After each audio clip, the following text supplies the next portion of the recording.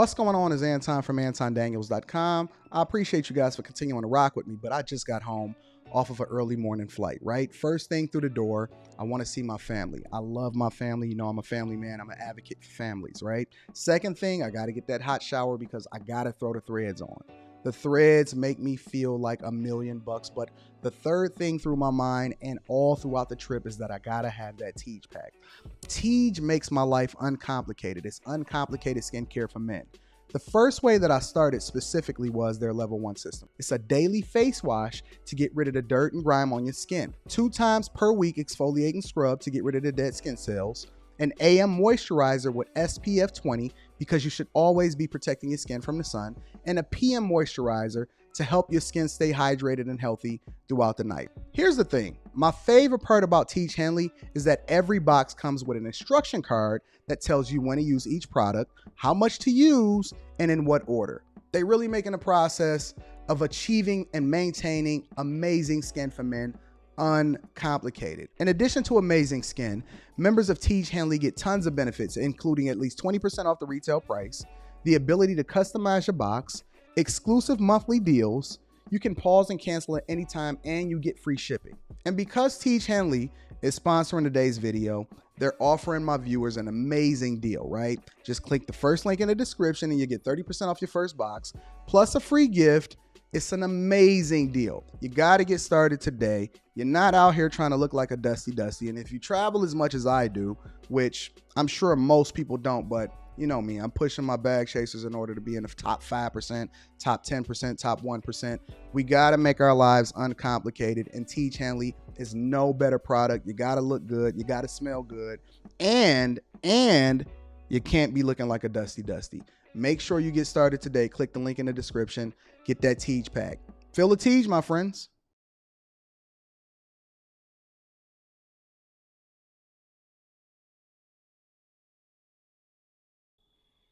What's going on is Anton from AntonDaniels.com. I appreciate you guys for continuing to rock with me. Thank you for tuning in for another edition of the Millionaire Morning Show. I am your host, Anton Daniels, and we are rocking. What up? They say you're going to have to backup charge me. Yo, I'm trying to make sure that I don't have any more problems. I kept dropping my internet connection before the show started, the same way that I've been dropping my internet connection all week.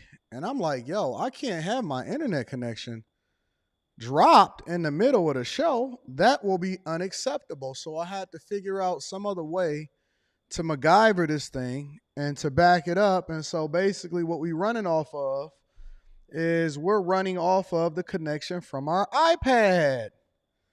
Yeah, we got to figure it out. We're going to figure it out. ABB says, I really like your graffiti wall. This is a painting. This is an entire painting.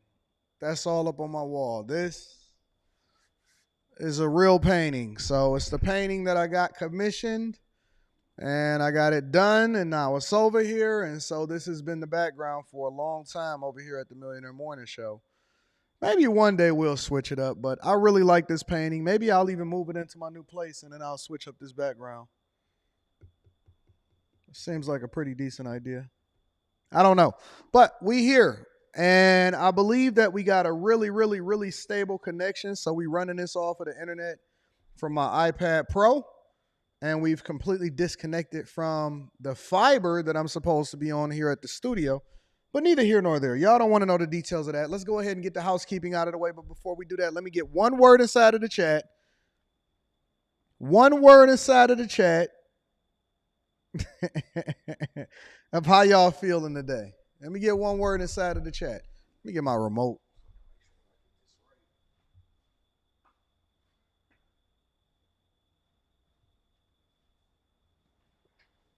One word inside of the chat of how y'all feeling right now. Give me some insight. Don't talk about Biden the boogeyman today. Or y'all want me to be scared of him? Motivated, blessed. Tree says she blessed. Shout out to H. Hogan Boogie in Detroit. Joyful, silly, focused, creative, on time. You got jokes. Youthful, hopeful, blessed, focused, hype, grimy. Don't be grimy. Groggy, straight, invigorated, paid. aggravated, hydrated, alive, great, grateful, energized, abundant, purposeful, thankful, tired, headache, hopeful, bracing for what? The weather? Glad, fantastic, invigorated, connected, studying, naughty. Ooh, be love. Abundance, reflective, networked, strong, frustrated, okay, online. We only the second day into the year. I'm king and elevated, rambunctious. Shout out to Nisi Brunson and the Bag Chasers. Grateful, focused, great. Shout out to Alvin S. I'm going to be reading that super chat shortly. Tam Renee said, I'm good. Hustling, hungry, perseverance, snow with no postal vehicle. Don't worry about it. That's just a little bit more time for you to be able to get it in. Motivated says, Will to CNA. What up, Brittany? Blessed, not naughty. How am I feeling, Anton? I'm feeling good. You know what I'm feeling? Don't you see? You thought you was going to get me again, didn't you? You thought that you was going to catch me slipping. You know what I'm feeling like? Let me tell you. Second week. You know what I'm feeling like? I'm feeling like I'm starting to get used to my beard. I don't know what's up with all of this gray. You see it? See, as long as you got your skin clean, you take good showers, you got that Tej Hanley. But look at the gray. Look at all of this gray coming through. Look at all of that. I got to get this up off me. I'm going to try to get this up off me tomorrow. If the barber can make it through the snow. We'll see what's happening over here in Metro Detroit. Let me read a few of these super chats and then we're going to get started with the show. Shout out to all of my friends and family on Cash App holding me down. I absolutely, positively appreciate you. Shout out to my dog Mike, that dude. I appreciate you. Let's see what we got here. Alvin S says, blessings to AD and the Daniels family. I appreciate you also. Thank you, my friend. I got Xfinity. I do have Xfinity already. Mr. Lot says, have you ever thought about art investing? Detroit has a great art scene. No, whenever I make investments, I don't like to speculate. I like to make investments on things that are really already proven to be great investments. Speaking of which, I drove by the house today. Let me see if I can get y'all a picture of what's happening out here in these streets, man. I drove by the crib today that I'm building. I don't know if you guys wanted an update on that, but I'll show you the pictures. It's looking crazy. It's looking absolutely crazy. I never thought that it's weird to see it sprout up out of the ground this fast. Very, very weird to see it sprout up out of the ground that fast. Thank you, my guy, Mr. Lot. I appreciate you. Let me show y'all a picture, see if I can get it up on the screen of what it's looking like out here in these streets, man. This is what it looked like. Yeah, man. This is what it looks like. This is what it's looking like. So I drove by there this morning, and this is the current state of it. This is supposed to be a rental property, but it's looking a little bit bigger than a rental property. Yo, the more that we build it, now that we picking out cabinets and flooring and all of this other stuff, I'm starting to think that I might want to live in this thing. It's really, really nice. And again, of course, we doing it all 100% cash, no financing, not a dollar that we needed from the bank, not $1 that we needed from the bank. Yeah, Travis Slay, remember when it was absolutely nothing? I might even have some pictures. Actually, it wasn't even that it was nothing. I had some pictures back when it was just forestry. We literally cleared this whole thing out. I think I had spent like $14,000 or $15,000 in order to get all of the trees cut down and stuff like that. But yeah, man, it's see, when we do things over here, we don't just talk about it because somebody else said it on the internet. We don't do internet talking points over here. You know what we do? We actually become it. We do it. We build it ourselves, and then we start to And then we start to give information on how it is that you can do it also. So everything that we got going on over here, look, check this out. I'm about to send this, show you this, guys, because I actually took some pictures. I've been documenting the whole process. This was the pictures before. What up, Messi? Said your barber stuck in a snow cave. Yeah. Yeah. All right, Messi. I see you. This is the before pictures, actually. Actually, this is when they started cutting down all of the stuff. So this is what it used to be. Yep. We start cutting it all down. And then this is what it is today. So before, after. Before, after. Actually, I got some even earlier pictures of when I first purchased the property. It wasn't even like this. It was way less than that. It was let me see if I can find out what it looked like before. If I can get some even earlier pictures from when I first purchased the property. Because this was before I went to Vegas when I first purchased the property.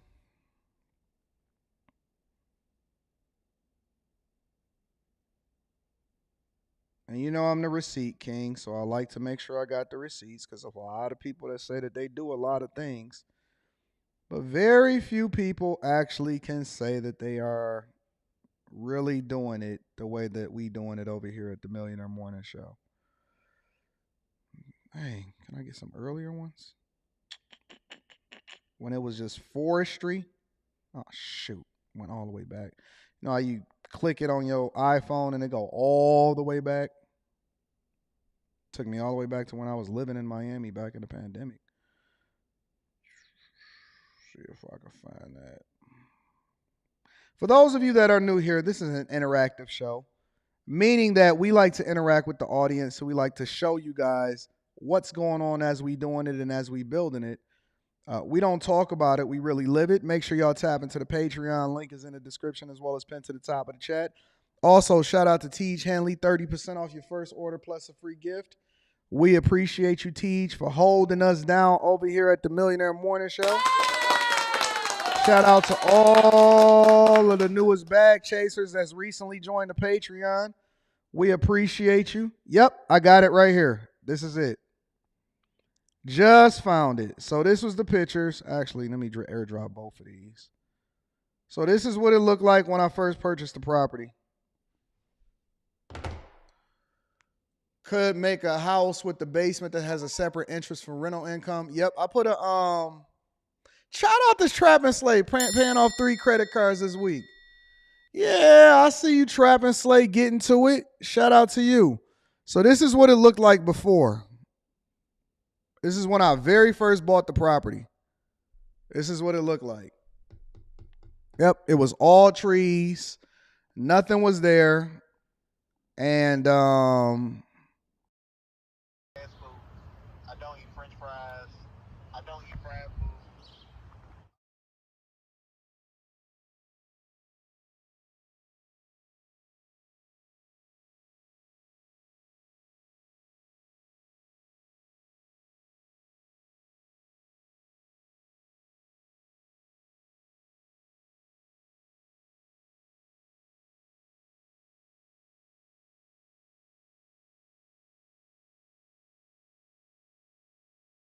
we get into it. And then this is what it looks like to the progress. And then this is what it looks like today. So y'all heard me on the video, on this video right here. Y'all was listening to the audio of the video. So yeah, it's crazy. You can start seeing stairs going upstairs and all of that and stuff like that. Somebody said, how long ago was that? It hasn't even been a year. I was on the phone and I was talking about how I changed my diet. That's what the audio was and all of that. But it hasn't even been a year. And since we started building it, and we almost there. So yeah, man, that's where we at. That's where the progress is. I appreciate everybody to continue to take this journey with me. And we document in the process, and then we're going to break down all of the costs, exactly what it took for me to build it. Yes, the basement is going to be a finished basement with a bathroom in it. It has 4 bedrooms, 2.5 bathrooms. So, and then I'll tell y'all what it is that I wind up charging whoever it is that I'm charging for rent. Cabinets is going to be $24,000. Maybe we'll try to cut that cost a little bit, but we'll go over that inside of the Patreon. Shout out to Messy Mathematician. Also, Mr. Maximus. I appreciate you. Maximus says, I know you cut the cord with Marvel, but the show Echo is pretty cool. It's got action, good actors, a plot, and of course, but naked women's. I'm not watching it, though. It's not worth it. I'd rather watch an old movie like Casino before I watch that. And Joe Gun 84 says, Anton, why don't you just use Just for Men for that great beard? It only takes 5 minutes to set in, then you can wash out. Nope. You said tell Carter to cut the check. Carter Lumberton made so much money from me. Let's go ahead and get into the show. I'm going to try to make quick hits quick. I'm only going to do 2 segments instead of 3. And then we're going to go ahead and get straight into the show because we got a lot to go over today. And then I want to hurry up and probably try to get home before the snowstorm hit here in Metro Detroit so that I don't get caught up in it. You know what I'm saying? So let's go ahead and get started with the show. I'm going to be reading the super chats throughout the show. Make sure y'all tap into the Patreon. Link is in the description as well as pinned to the top of the chat. Let's get to it, y'all. Quick hits. Quick hits is a segment of the show. Why is Biden still up there? Oh, we don't want Biden up there no more. All right. Aaron Rodgers? No, we changed Aaron out, didn't we? Let me see. I'm all out of control. I'm not in a good space right now. 2 teams dodge. Okay, so we're going to go with this one. Nope.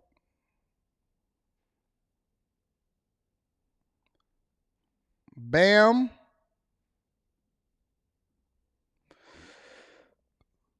And bam. All right.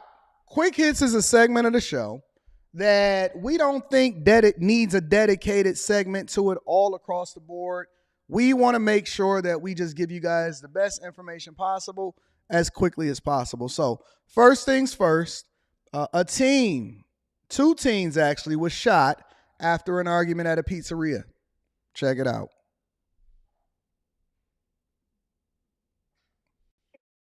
In New Jersey, 2 teens recovering after being shot inside a pizza shop after school. And now police in Newark are searching for that shooter.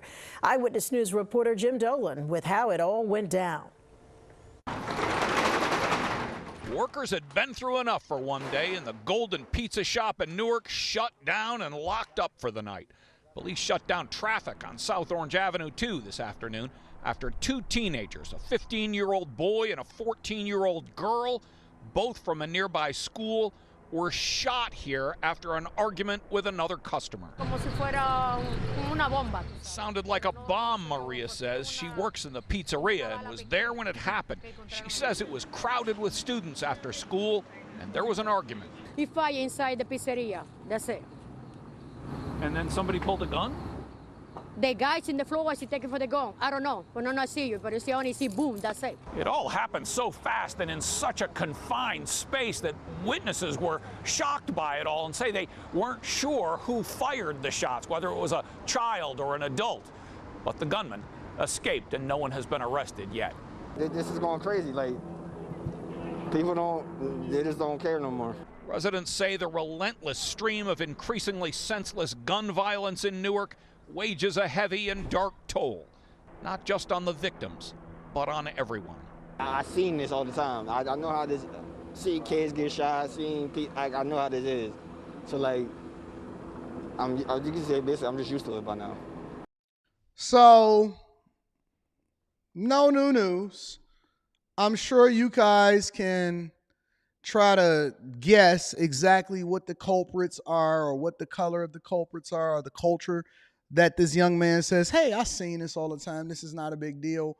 This is just a part of what our life is. I got the Pooh Shiesty mask on, and this is over in Newark, but they banned those over at in Philadelphia, if I'm not mistaken.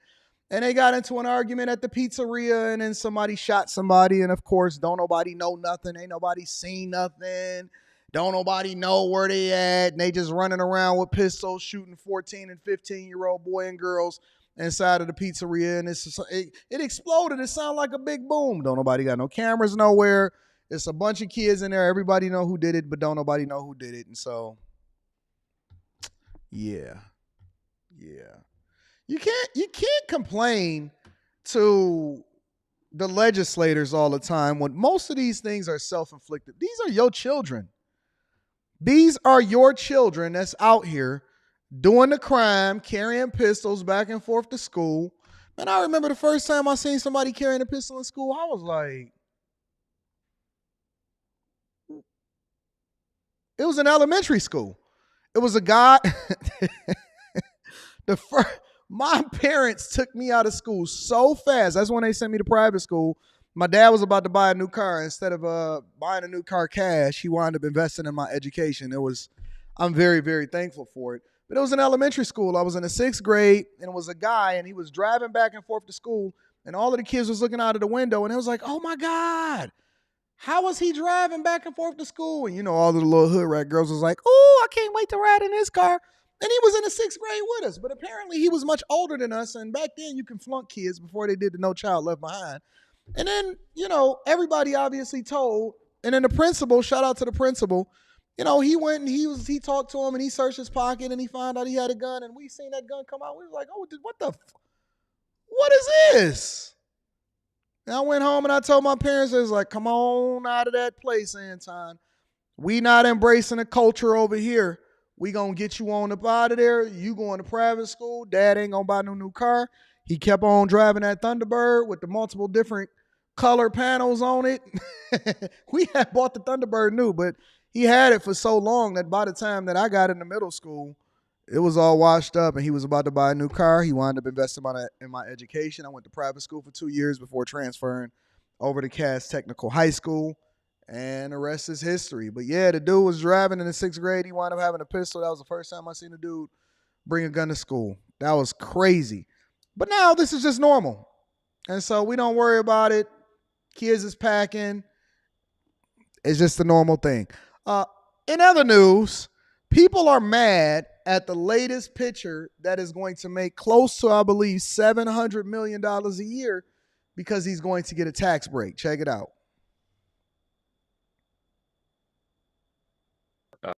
So now everybody in California is in an uproar because they're calling him the biggest tax dodge in the state. They saying when Major League Baseball's most coveted free agent was signed recently by the Los Angeles Dodgers, and he's from Japan, he did something that seems selfless and remarkable. And they saying that he opted to defer the bulk of his contract, the staggering $70 million a year for 10 years, until the contract had expired. Initially, the story was only told through the prism of competitive sports, but it wasn't great that the Dodgers can sign the best player in the world and avoid paying full price for him anytime soon. But it turned out that it was a brilliant move for his wallet. And shout out to all of my people that got great tax advice and the people that understand that it's not about how much money you make, it's about how much money you keep.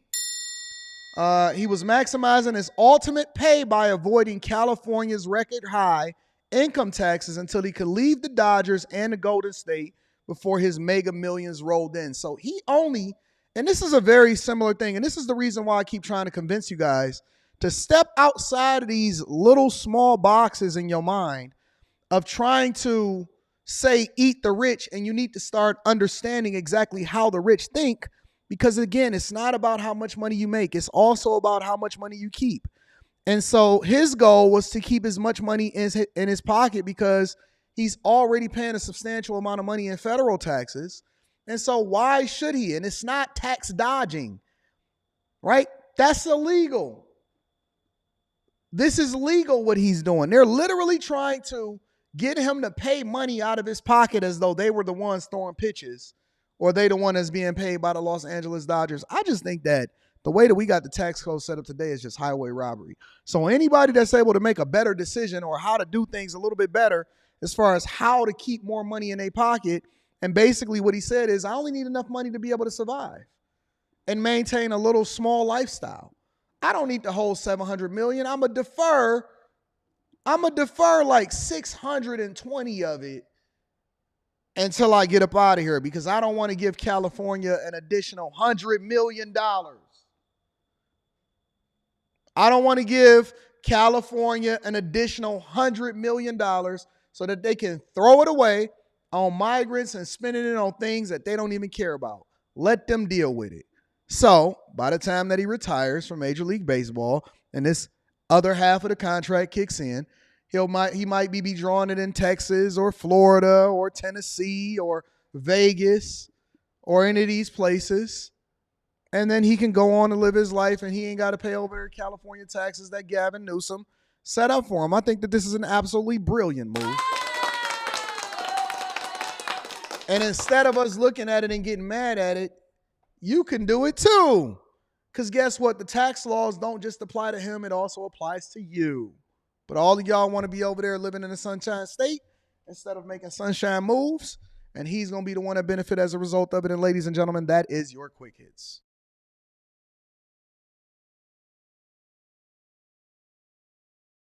All right, let me go ahead and read a couple more super chats and we're going to get started with the show. Power Washing Pro says, 80, you've inspired thousands, most importantly me. I'm currently setting up my studio for my YouTube channel at Power Washing Proga while watching the Millionaire Morning Show. Shout out to all of my people that's making moves, big moves in 2024. I appreciate you, big dog. David Williams also says, I'll email you a cost breakdown of a $4 million house so you can compare and contrast and see what these contractors are charging. $66,000 for electric. Where you at, David? Are they wiring an entire apartment building? No way they charging you $66,000 for electric. No way. I can't wait to tell y'all what it is that I put together and how much I'm paying for the things that I'm doing, right? Some things I was able to get finessed on. Some things I didn't know. Some things I spent more money, whatever. That's crazy. What's the size of the house? I need to see that. Shout out to David Williams. All right, y'all. Let's go ahead and get started with the main part of the show. Google laying off and Amazon firings. I think that layoffs and firings are the same thing, but that's what's happening in these streets. Let's get started, y'all.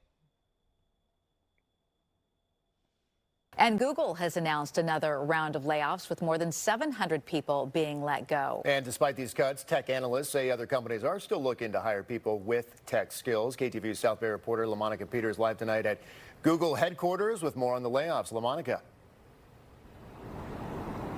Mike, most of the job cuts came from departments here in Mountain View and Sunnyvale, and tech industry insiders say despite those cuts, other companies still want and need tech workers with those skills. The roles that we're still seeing growth in regards to software developers, QA testers, QA engineers, we're still seeing those exact roles from those that were let go. Beginning in March, over 700 jobs are being eliminated by Google, making this the fifth round of job cuts since last September. Employees working on Google Assistant, Fitbit fitness trackers, hardware for Pixel, and Next thermostats are being let go. Tech recruiter select. Let's rewind that. Let's go over that again. Fitbit and they co-founders. Yeet. People that's working on Google Assistant. Yeet. Software for the Next. Or the Nest. I'm sorry, Nest thermostat. Yeah. Getting y'all up out of there. They say Citigroup about to lay off 20,000 workers for better returns. That's exactly what it is. It's called synergies. Shoot says artificial intelligence may play a role in how Google is restructuring, but skilled tech workers are still in high demand. It's not replacing or not specifically saying we don't have AI here, but very much those candidates' skills that they were utilizing there are still very much needed in other industries and other companies. Core engineers and jobs in augmented reality are also being eliminated at Google, which announced last year that it planned to cut 12,000 jobs from its workforce. Right, we're seeing the growth of AI a lot more than we had expected, I think, many of us. And especially consumer adoption and business adoption has been so fast that it has forced a lot of companies, including the tech world, to rethink the way they do things. Tech analysts say Google is competing with other major tech firms to be a leader in artificial intelligence. And Schur says that goal is key to who they fire and hire in the future. Now we need people who are really good at training and programming and really designing how people will use artificial intelligence. Now, Scher also says that no one really knows when the job cuts in the tech industry will slow down or end, but he says AI skills will continue to be in high demand in multiple industries. What y'all have to understand is that it's always going to be ever changing. It's two things that y'all have to understand from this thing. It's always going to be ever changing, meaning that technology is going to continue to evolve, and you're not guaranteed a job just because you've been working at a place for a long time. They're going to pick and choose whether or not they want to keep you based off of the value that you bring into the company. There is no more loyalty. You are all gig workers, whether you are an employee or you are in contracting. So you're going to have to continue to evolve until you create space. And if y'all think that this is your parents' time, then you need to look at what your parents went through, because your parents went through a lot of layoffs, the ups and downs of the communities and the economies. And your parents got laid off on a regular basis, and then they had to come back, and y'all think that y'all gonna work for these companies and they gonna give y'all a pension. You out of your mind. You are out of your mind. And I keep trying to tell y'all, and I keep trying to teach y'all, hey, listen, don't adjust your lifestyle based off of your salary. I know all of these boss chicks that's going to be getting laid off from the diversity, equity, and inclusion division are going to be pissed off. But guess what? Instead of raising the amount of money that you spend according to what your salary is, you need to stay down for long enough to actually create space so that you never have to overly depend on anything ever again. And so now, when you get to certain spaces, you stay down long enough, then it just becomes extra. Now you're there for the benefits. You're there for the bonuses. You're there for the, you know, how you're going to leverage that salary to continue to build your own infrastructure, your own businesses, your own investments. Later on in the show, Ian Dunlap actually did a segment on Earn Your Leisure on the Market Tuesdays or whatever it is that they do. And he said that $100,000 isn't enough anymore. And I'm going to break that down, and I want to share that with you guys. But what I'm telling you is that we're all gig workers. We're all entrepreneurs, whether you like it or not. Anton, everybody shouldn't start their own business. You are your own business. You are your own brand. You are your own business. If you don't start to think, even if you don't open up a brick and mortar store, you're not a content creator, whatever it is that you want to look at business from the perspective of, every day you're making business decisions within your own life to determine how it is that you can cut costs, raise revenue, and then leverage all of that revenue in order to ensure that you don't die broke. You are your own business. Don't you know that by default, if you generate revenue, even if you never start an LLC, if you never move over into an S Corp or a C Corp, that you're still a sole proprietor, that if anybody books you and you make any money, that's why they're trying to tax what y'all got coming in on Cash App and Venmo and all of these other places, that you're still a sole proprietor. You just don't have the protections that other businesses have and how they structure up their businesses. You are a business. So when people tell you, hey, everybody can't start a business, some people just need to be workers, it does not mean that you're still not a business and that you shouldn't have a business mindset, because of having a business mindset shows that you know how to look at money and how you know how to manage money more effectively. And more importantly, also how you need to manage yourself, which is your own career that allows for you to be able to really make the most money in your lifetime, and then ultimately leverage that money to ensure that you're going to be able to live blissfully for the rest of your life. You are your own business. So you're only doing yourself a disservice when you decide, hey, I don't want to open up a business. Well, it's not the fact that you need to open up a business. It's more about the fact that you need to understand what it takes in order to run a business successfully, and then you can apply that to your own life. Even when we go into a lot of these corporations and we go into these jobs and we take all of this insight and information, everything that I've learned in corporate America, everything that I've implemented, we implemented in our own life. We have the same stand-up meetings in my own household, within my own companies, right? You see how we never miss, and we not the type of people that ever miss on a Monday, despite the fact that Q was on vacation. She gave me a lot of leeway. We structured exactly how we wanted Mondays to happen. even though she was going to be on vacation for the next 2 weeks. We still do the numbers. We still get the content out. We still take care of business. We move around whatever it is that we need to do, because in corporate America, it does not stop. They don't stop running a business just because you go on vacation. When you get to a certain level inside of corporate America, going on vacation, despite the fact that they give you a whole lot of PTO, is really getting far enough ahead to where the business is not disrupted by the fact that you're not going to be the one that then be there for the stand-ups or deliverables and all of that. And you got to make sure that you have everything inside of, the cloud or the infrastructure that y'all have set up within that organization, so people will be able to access your stuff. And if you ever leave, they should be able to carry on without you. That's the same thing that we implement in our own households and our own lives. I was having a conversation with Rita, and I don't remember. I think we was going over to Miami. We was driving on the way to the airport. And I said, "Do you realize what it is that you've done?" I'm not even gonna say it. I'll let her tell you. I'm Miyagi-her. A lot of y'all say, "Hey, just let your woman retire and sit at home all day." Hello. Hey, you busy? Nope, just hanging with Les. Tell my baby I said hey. Les daddy said hey. Yeah. Hi. Hey, baby, what y'all doing? Nothing. Y'all out getting y'all nails done? No, we at the mall. So y'all out shopping again? I said if I can get a denim tier set. Oh, Sister said, my can she God. buy a denim tier set? How much is it gonna cost?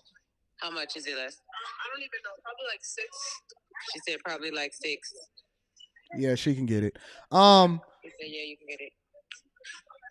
Was she gonna call me, or she was gonna wait for me to call her? She was gonna probably call you when we got to the next store. Yeah, she had already planned on it. Do you remember when we was riding in the car and we was talking about the whole real estate thing? And I was telling you, do you know what I just taught you? Do you know what's really happening? Yes, I remember that conversation. What was in a general sense, what was I telling you? That you was teaching me stuff that most people have to go to school for.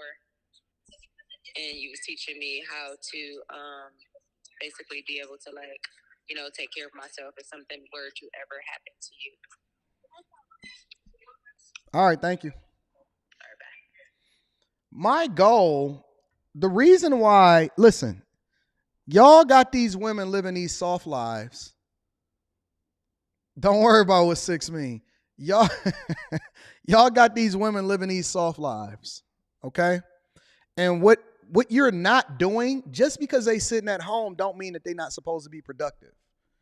Just because they sitting at home does not mean that they're not supposed to be productive. They're supposed to be still learning. You're supposed to be giving them a life skill.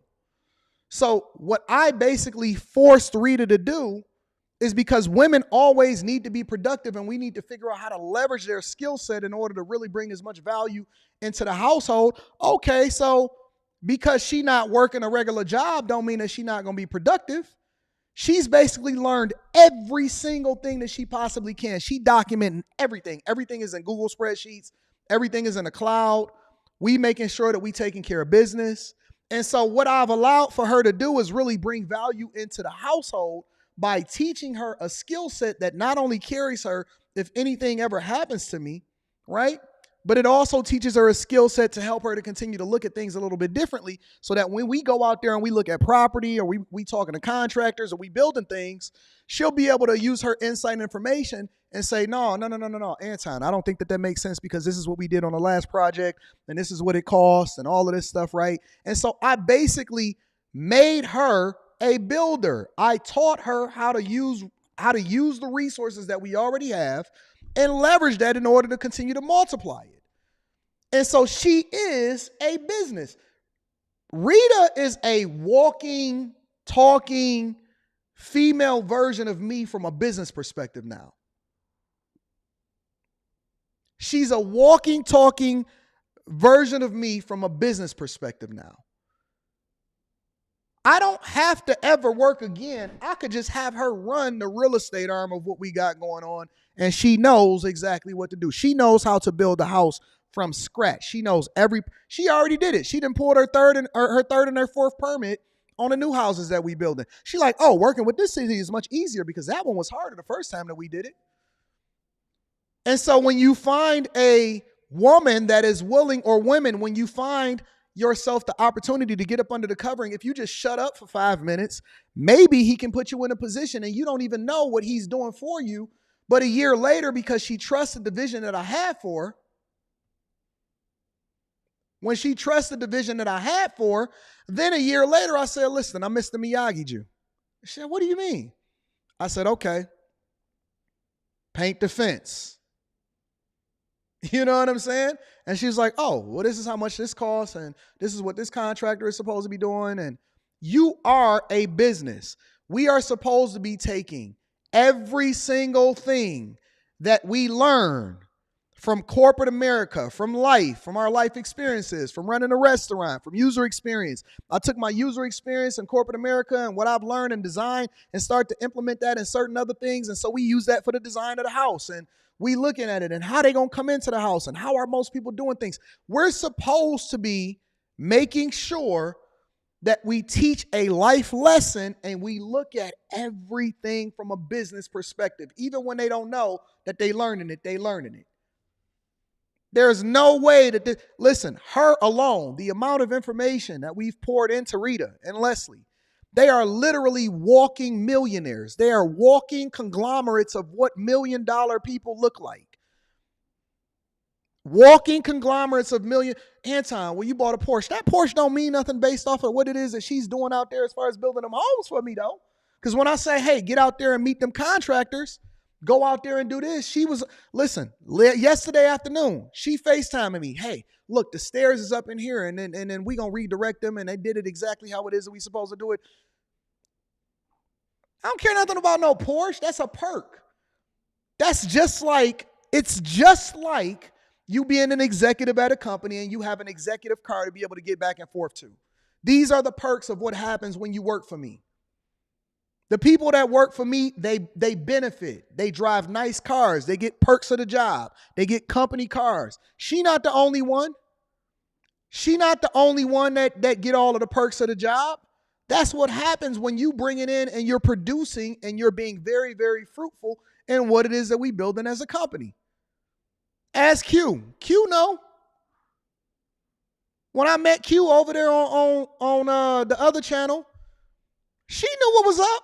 We was having conversations, her and her. She said, hey, Anton, wherever you go, I go. Whatever you say, we say. However we plan it, that's how I go. She don't move. She not going nowhere without me. If I call, hey, listen, I don't like you on that show over there, I'm off. Because they understand that when you provide a vision for people, it ultimately benefits you in ways that you don't even know not of. So y'all have to start looking at this not as an opportunity, oh man, I got laid off. No, you have to look at everything that you go through is a life lesson. It is an opportunity for you to pour it into the future version of you. That's what you should be learning from this thing. Google is now laying off hundreds of people, including staffers working on its voice assistant and those on its AR or augmented reality hardware team. We're seeing Silicon Valley kicking off 2024 with a series of job cuts, which, if we remember, is how last year began. That preceded the sharpest industry retraction in more than a decade. We don't need to see that. And it's not just Google. We got off what we needed to get off. All I'm telling y'all is that stop letting these people tell y'all that y'all not business people or you shouldn't open up a business. No, you absolutely should. You should get every piece of, when we look at relationships, we always say, well, it's life experiences that teach you how you're supposed to move in the next relationship, but that don't apply when it comes to your money and your business. So it's not the life experiences. You don't want to explore and find out for yourself what it means to be successful. Yes, I can teach you. Yes, we have the Patreon. We absolutely continue to grow. We all ultimately are going to be surpassing 5,000 Patreon members probably before the end of the month, and we're going to be treading towards 6. But guess what? You're going to have to embrace it. I can give it to you. I can lead you to the water, but you're going to have to actually experience it. Shout out to the people that's going to be on Stock Club this Sunday, and we're going to be running it up. We're going to run it up. We're going to get all of the money, and we're going to run it up, and I'm going to teach y'all. I don't want to give you a fish. I want to teach you a fish. When I invested in y'all businesses this past December, and I was looking to say yes to everything, I wasn't looking to say yes to you having a successful business. I was looking to say yes to you actually going through the process for creating a business, whether you fail or whether you're successful, because the life experience is actually going to carry you into your business life, regardless of whether or not you start a business or not. Bilderberg Boy says, AD, Newark is my birthplace. Crime is underrated. A huge shootout happened where a man in his 70s was used as a bullet sponge. Jesus, coming out of a store. Good God. I do it for my children is in the building, says, I just subscribed to the yearly Patreon. I'm going to figure out what the name of Stock Club is in a minute. I want to level up this year with my new team, the Bag Chasers. Here I ordered some stuff for the YouTube. Shout out to all of the new Bag Chasers that's in the building. Brock is up here, said, pass a love offering. Thank you, Brock. I appreciate you. My dog, Tech Coach Ralph, says, I try to tell people to keep up with the latest trends and technologies, but they just want to stay complacent and then get mad when they're on the chopping block. You are always going to be, your position is going to be based off of the value that you have, flat out. Latrell says, perfection is temporary, change is constant, always. Wealth Building Journey says, like Paul Revere riding through on horseback, the layoffs are coming, the layoffs are coming, the layoffs are coming, the layoffs are coming. Winter is here. Prepare or face the consequences. And I'm never going to be broke. I'm always going to keep running it up. Will, the CNA says, I tell my coworkers all the time, I am the brand. And you absolutely are the brand. You know how you are the brand? You had to sell yourself in the interview process. Had to sell yourself in the interview process to even get the position. David Williams says, I'm in Delaware. You'll see on the cost breakdown, the stonework on the house was $200,000. Cabinets was $100,000. I only paid, I think we had like $24,000 for our cabinets. That's crazy. Custom houses are insane. Well, we taking the same blueprint for some of the houses that we building and we just modifying it slightly. And I'm working with the same architect, the same general contractor. We're going to get into it. We're going to get into it inside of the Patreon, y'all. This is going to be a great year. David Williams says, you know you're rich when you can just say 6. Don't worry about that. Don't worry about that. Prince Elien says, my mentality is always to make myself obsolete in my current position so that I can work on getting to the next job opportunities. That's a good perspective to have. Rod Jones is in the building, says, so Rita is Danielson. Absolutely. That's why my last name is Daniels. Rita Danielson. Great job with your wife, Anton. Thoughts and prayers for the fam. Get the likes up. Shout out to you. Absolutely. That's why she's so valuable to me. I ain't never letting her go. I done already built $1 million baby. Look. Y'all keep thinking, oh man, if a chick ever did this or anything like that, so on and so forth. No. You mine's forever. Forget the sex and all of that. Yeah, that's good too. We're not tripping off of that. Forget all of that. I've made you are a walking, talking replica millionaire person that has so much information inside of your brain. Are you telling me that I'm supposed to let you go and give that to somebody else? Absolutely not. Absolutely not. No way I'm going to let a person that I've groomed for the past 20 years to become exactly what it is that they are, to ever go off and give that information to an absolutely not. Forget all of that relationship stuff. I forgot I'm on a Millionaire Morning Show. Forget the relationship stuff. I've literally taught you how to build houses, how to run businesses. Marriage is a business first. Y'all got to change y'all mindset. Y'all so messed up by how y'all keep looking at relationships based off of what it is that they telling you on these podcasts. Are you crazy? Are you out of your mind? You think that I would ever get divorced? Are you smoking crack? You think I'm about to let a multi-million dollar mindset walk outside of my household? Man, you out of your mind. You lost your rabid mind if you think that I would ever let somebody who I've taught go out and give that information to somebody else. No. Great employers retain the people that's on their team and they keep them for a lifetime. Great employers retain the people on their team and they keep them for a lifetime. They tie their equity into the success of the company. Y'all out here smoking crack. Keep talking about sex. I don't care nothing about no sex. I can get that anytime. I'm talking about life. Crazy. Baker's Block Podcast says, ran across a dusty streamer last night, and he said, you don't even have health insurance. You sure about that? I don't have health insurance? The nerve of some. Hey, listen, y'all got to stop listening to these people, man. Listen, I got that boy's salary, whoever it is, and I don't even know who it is. That's a salary on my wrist.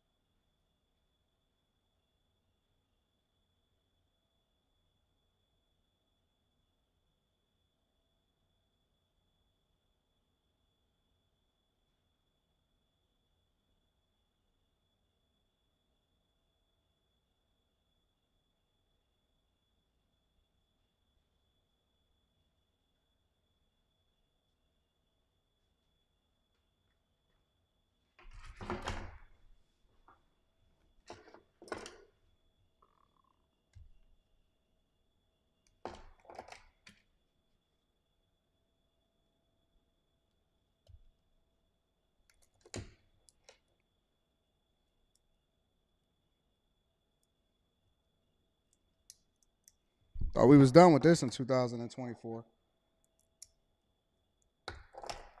Want me to show you what $250,000 look like? Because I don't carry cash.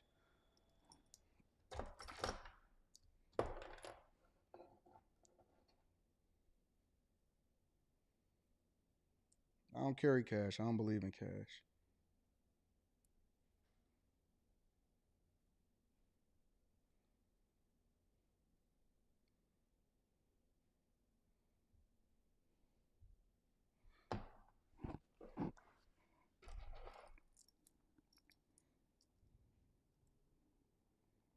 This is more than 100,000 right there. That's more than 100 bands right there.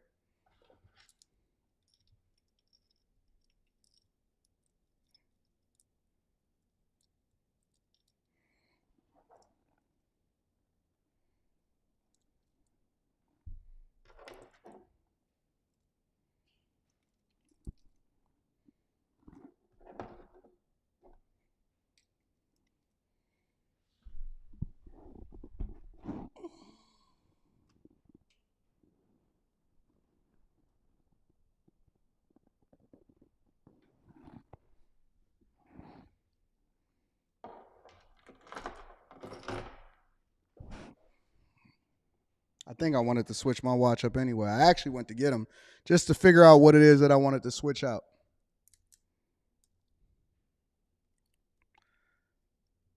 Healthcare coverage. What you think? I got Obamacare?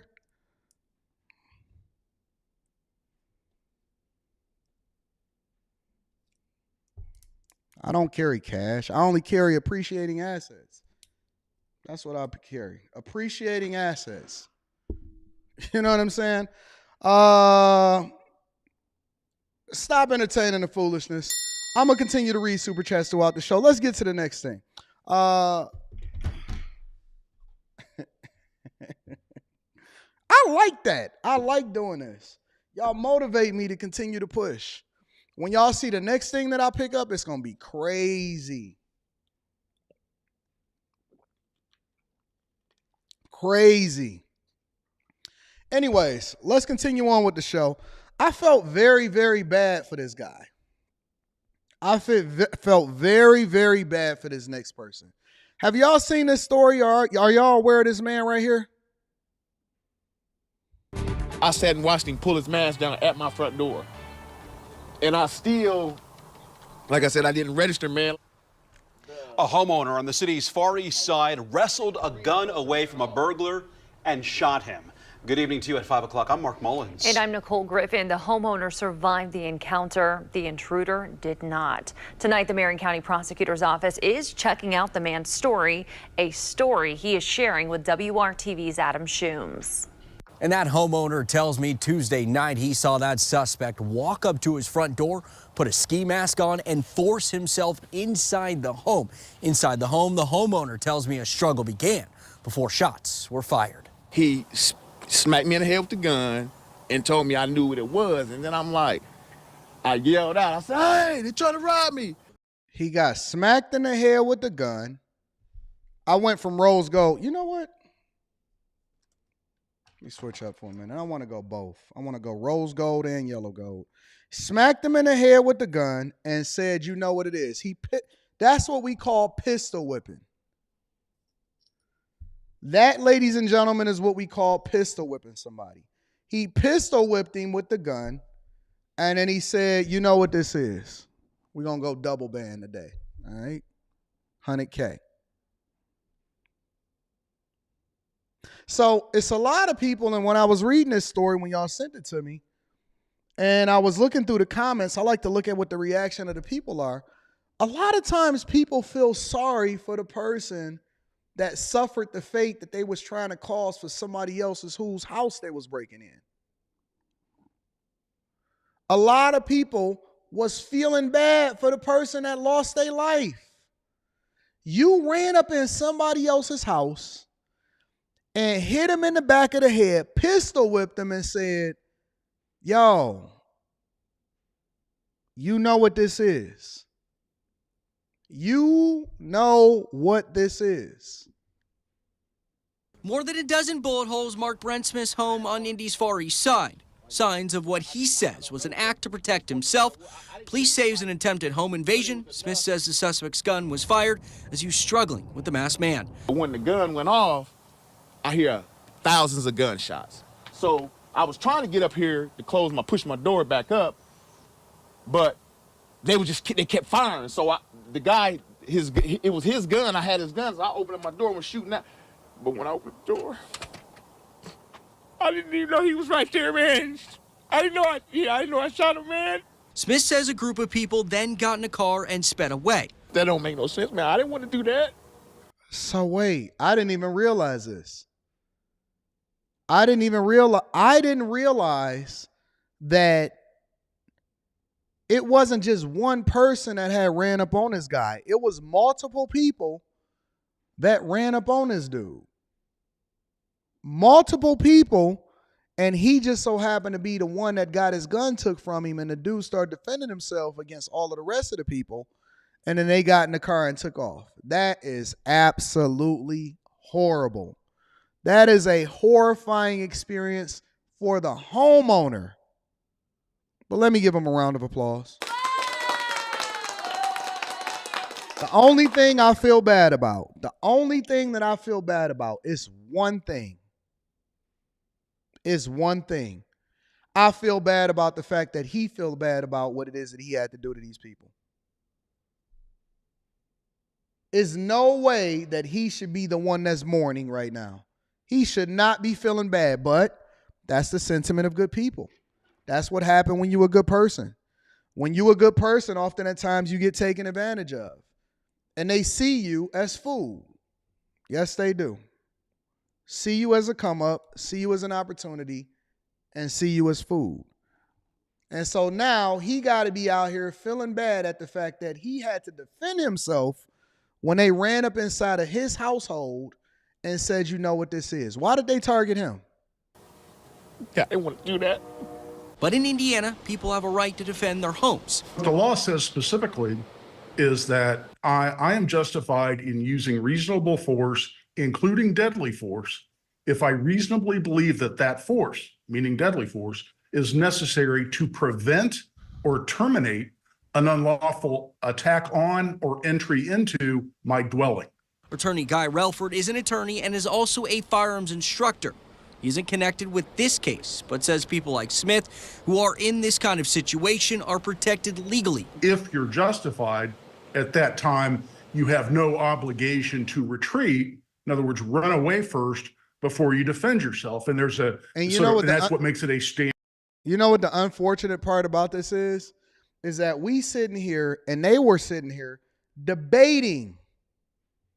They were sitting here debating debating about the idea of whether or not it was legal for him to defend himself in his own home. Now, again, let's keep in mind, he didn't even have a pistol himself. He had no way to protect himself. The only thing that he wound up doing is wrestling away the pistol with a dude that he wound up defending himself against. That means that we're debating whether or not he was able to defend himself against the person that was trying to hurt him and break in his home and pistol whip him, even though it wasn't even his own pistol. What is this even a debate for? Injured ground law. Indiana law doesn't require proof that anyone was scared for their lives or anyone else's inside the property, just proof that someone was trying to break in or commit a crime. Marion County Prosecutor's Office is still reviewing the case, and there has been no information on charges for Smith. Y'all need to find you something productive to do. But he's already made a decision on what to do after this life-changing event. I've been here, man, for about 22 years, man. Like, man, I'm ready to, like my neighbors. Man, I'm ready to move. In Indianapolis, Adam Schoombs, WRT. Hey, shout out to the hood. I remember last Monday, shout out to my guy Law. He was on the panel. Last Monday, my guy Law said, hey, Anton, we need to embrace the culture and the things that we went through. We need to embrace the hood. This man been living in the hood for 22 years and they just tried to pistol whip him and take his life. He said, not only me, he said, my neighbors too. That man is basically suffering from PTSD. This man is suffering from PTSD. Real talk. And no human being should have to go through this. I shouldn't be caring more about what it is that I had to do to your kid that was breaking in my crib than you did. Whose son is this? And where they raise him at? Whose son is it? It don't just happen over in Indiana. It happened all across the board. Check this one out. Of killing his ex-girlfriend's new boyfriend in Marietta made his first court appearance. I'm Blair Miller. And I'm Savannah Louie in for Sean Gables tonight. Donovan Carter faced a judge for the first time in Cobb County tonight. We have Atlanta News First Chelsea Bynum for. She was there and she joins us live now. Chelsea, what else did you learn? Well, Savannah, Carter is facing several charges, including malice murder. The bond was not set, though, tonight. Only a Superior Court judge can do that, so Carter will remain behind bars for at least the next few weeks. You have 4 charges currently pending against you tonight. The first is the charge of aggravated assault with the intent to murder another human being. Thursday night, 33-year-old Donovan Carter listened as a judge formally read the charges he's facing in connection to the shooting death of Kenneth Cunningham. The audacity, the overt actions of this violent criminal to drive so far to shoot someone to death premeditated. Carter is accused of driving to Cunningham's apartment on Cobb Parkway Wednesday morning and posing as a delivery driver to lure him outside. Sergeant Chuck McPhillamy with Marietta Police says that's when Carter shot Cunningham. This is an individual that drove over an hour, put on a uniform, a costume, if you will, to change his appearance and look like a delivery driver to lure this victim out of their residence. Arrest warrants say Carter fired bullets from a semi-automatic handgun, which... This what y'all doing now? Is this what y'all doing now? Y'all going over to your ex-girlfriend's house and dressing up as the delivery man because you mad at the fact that another dude took your chick, and now you dressing up as the delivery man and crashing out permanently for? This what we doing? That happened around the corner from you, Connie. See? You went and got the Amazon hookup, the UPS driver's job. You went and got the Walmart vest. And you got mad and you studied to see who was coming in and out of the former crib that your chick is busting it down for another man. And you went and executed and took another man's life. He probably never even knew that you ever existed, didn't know anything about you. Guess who's still alive? Check this part out. This is the part that we don't want to talk about. Hey, guess who's still alive? Guess who's still out here living their life and they're going to move on to the next person? Homie that was over her crib and busting her down, he gone. You facing life in prison. And she's still going to be out here in these streets, man. That's the part that we really not taking into consideration when we looking at these things. You killed him. You in jail. She's still out here in these streets, man.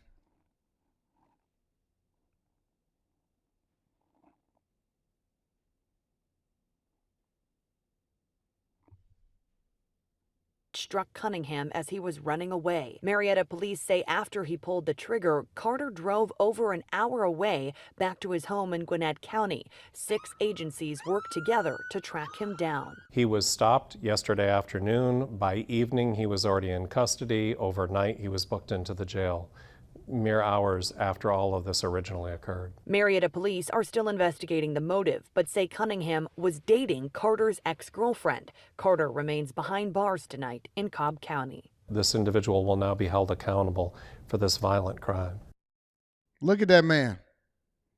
Look at that man. That's a regular, everyday man that's out here crashing out. That's a regular, everyday man that's out here crashing out, fam. Drove over an hour, dressed as the delivery man, shot you as you was running away, and is willing to do the time for the crime, and she's still going to be out here doing what she want to do. Y'all crashing out for no reason out here in these streets. His ex-girlfriend, not even a wife. Imagine if she was his wife. Imagine if they had kids. They ain't say nothing about no kids or none of that. You just crashing out for the sake of crashing out, fam. That's crazy. It's crazy out here in these streets. I need y'all to start really paying attention. I need y'all to start really doing things differently, because the minute that you do it, it's going to be repercussions that come along with it. Ain't nobody going to save you. Ain't nobody going to try to figure it out. Ain't nobody going to try to hold you down. Ain't nobody coming to visit you. You know what's going to happen? You're going to rot in that prison for the rest of your life. He never going to come back from it. And then she going to go out and she going to continue to do whatever it is that she want to do. Right, G-Man 313, all over some box. Let's continue the show. We want to make sure that we acknowledge all of the super chats. Let me take some of these watches off, because I'm over here. I'm Mr. T except for with watches. Shout out to Blue Cross Blue Shield and Cigna.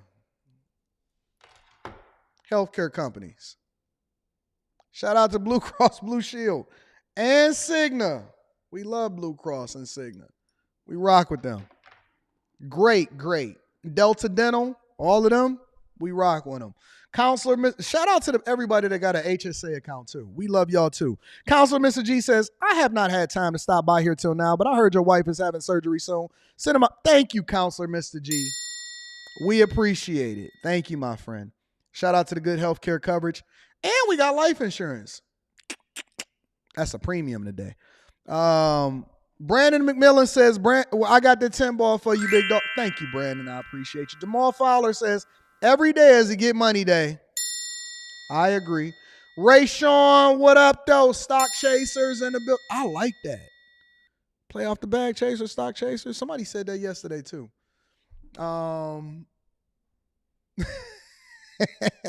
Amify says, we had 2 rounds of layoffs in the last 4 months of my tech job. Never have one source of income. Get every bag like AD.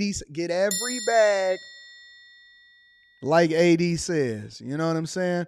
Brandon McMillan says, I got this 5 ball or this 10 ball for you. Thank you, Brandon. Thank you, my friend. I appreciate you. Enos Luby is in the building, says, my approach to investors sucks. Can you do a vid in the page? No, we doing a whole live stream on Sunday.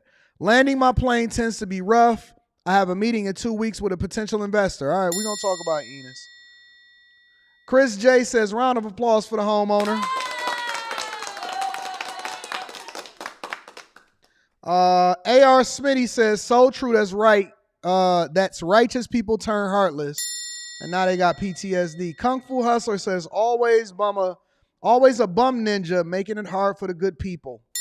That's because we keep on embracing the culture. JP07 says, been more than a week into 2024 and AD still has not told us the 2023 bag fumbler of the year. You know why? I'm going to tell you why. Because we don't focus on highlighting and celebrating bag fumblers. We going to focus and celebrate bag chasers from now on, bag catchers. CMJ is in the building, says, love your content, Anton. How can I get on a coaching call? I sent you an email. We got it, bro. I promise to God that we are going through every single coaching call and email and setting y'all up. Just be patient with me, CMJ. I got you, big dog. Just be patient with me, bro. All right, let's continue over into the show.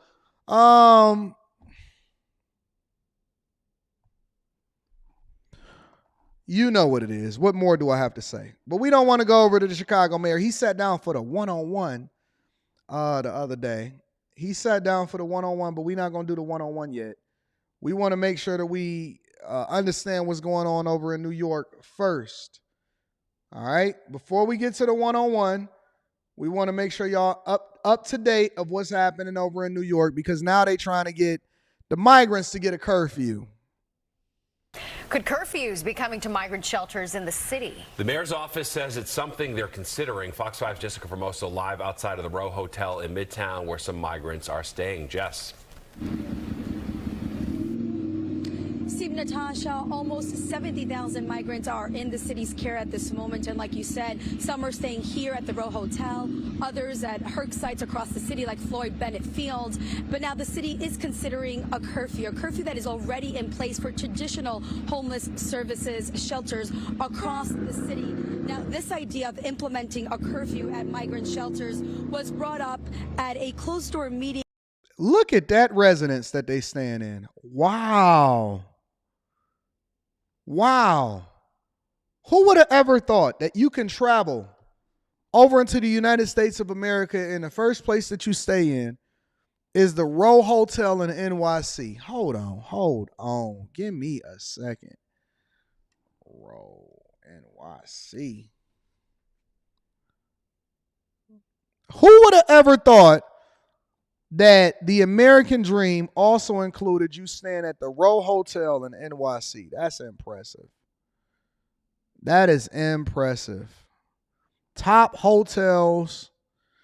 Wow. The Row Hotel is getting so much money that they decided to close it off to the general public until further notice. Look at these places. This is a plush space, guest rooms and suites. Who got this suite? Who got this suite? Let's see what the superior suite is. Wow. This is impressive. Boy, if this ain't the American dream, who got this one? With the deluxe view. Premium city view. Who got the penthouse suite? Who got the penthouse suite? How can we apply for the penthouse suite at the Row NYC?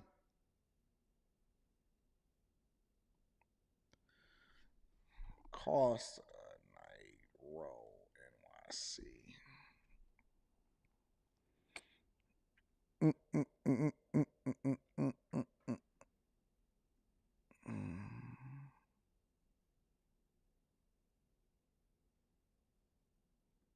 Why not go to TripAdvisor and see what's happening out here?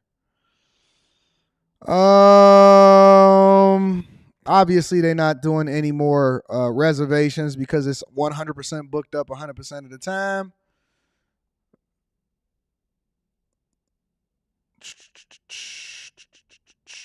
What's the let me see what the ratings are on this place. Mixed reviews from travelers. A central location near Times Square and Broadway, despite consistent noise and busy surroundings. Cleanliness of the hotel is often praised. The rooms is critiqued for being smaller. Wow, okay. All right, I got you. Back in October, we really enjoyed this tour. Nice balance of walking and turning, learn many facts. All right, I got you. Stayed at the Row, wouldn't return, hit by a hefty facilities fee. Oh, that's why you was mad. Staff is friendly. Security checks when entering the hotel reassured guests. Lobby was quite nice, but some of the characters were a little strange at the hotel, at the bar and cafe. All right. Okay. So that's what we're looking at the Row NYC. All right. That's how they stand. That's how they living. Today with city officials who were discussing the migrant crisis. It was Queens Councilwoman Joanne Ariola who asked why the migrants aren't subject to a curfew. All DHS shelters have a curfew of 9 p.m. for families with children and 10 p.m. for adults. She tells Fox 5 the reason she wants to see the curfew instituted is because a few weeks ago, she says, migrants from Floyd Bennett Field were coming into her district and begging residents for money and food at all hours of the night. She says this is about safety. In the meeting, she was told they will look into it. Now, we did reach out to the mayor's office, and we were told that they are considering all options. My constituents are terrified. They have people that they don't know at their doorbell. They usually have a child with them. They have their telephone, their iPhone, and on it, it says in English, I'm a migrant from Floyd Bennett Field. Where they getting iPhones from? So they panhandling and they running up to y'all doors. They don't speak English and they coming up to y'all places and they say, listen, we don't speak, we know hablo inglés. And we migrants, and they got it typed off on their group Google Translate. They got data plans apparently. I don't know. I have no clue on how these people are able to get iPhones. And they basically walking up to people's door and they saying, you got any money for us? Because it's tough out here in these streets. Please give me money. And it's very, very concerning because at times they find them on their property. It's not an inconvenience for us because, as you can see, we're coming back to the hotel now and it's before 9 p.m. However, I could see it being an inconvenience for those who work overnight. If they're coming back from work at 3, 4 in the morning, how would that work? Would they? Wait. I'm sorry, sir. Y'all coming back to the hotel. It's not an inconvenience for me. Because and they obviously we got a translator over here. It's not an inconvenience for me. Because, obviously we getting in a little bit earlier. But what about the people that get off of their jobs at a little bit earlier at night? That means that you can go and get your own place. You ain't got to abide by rules when you paying for yourself. But when you doing what it is that we doing, you going to have to abide by the rules. Oh, wait a minute. Y'all got jobs now? Y'all out here getting to the money? You got jobs and you getting to the money. What about them? What they got? Are they paying for room and board? What do you mean people that's out here working till 2 or 3 o'clock in the morning? They be allowed back in? Ya sí es un problema, ya.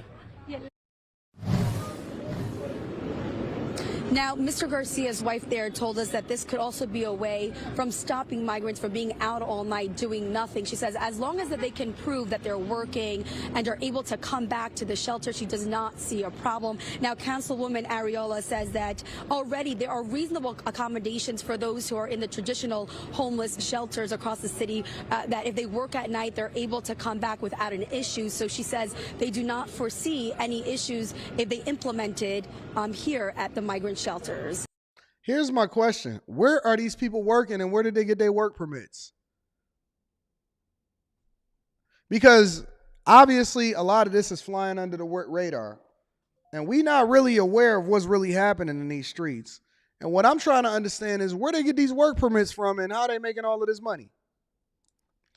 Let's preview a little bit of this interview that Brandon Johnson did. I'm not sure exactly what we're running into, but I don't want to review the whole thing right now. I think I'm going to review the whole thing on Monday. Because when I was looking at it, I'll share with y'all. All right. Mayor, thank you so much for joining us. You're welcome. I want to talk about this year. New year, same mayor, new budget, right? But same mission. You talked a lot about treatment, not trauma in your campaign, and you're inching closer and closer to getting that done.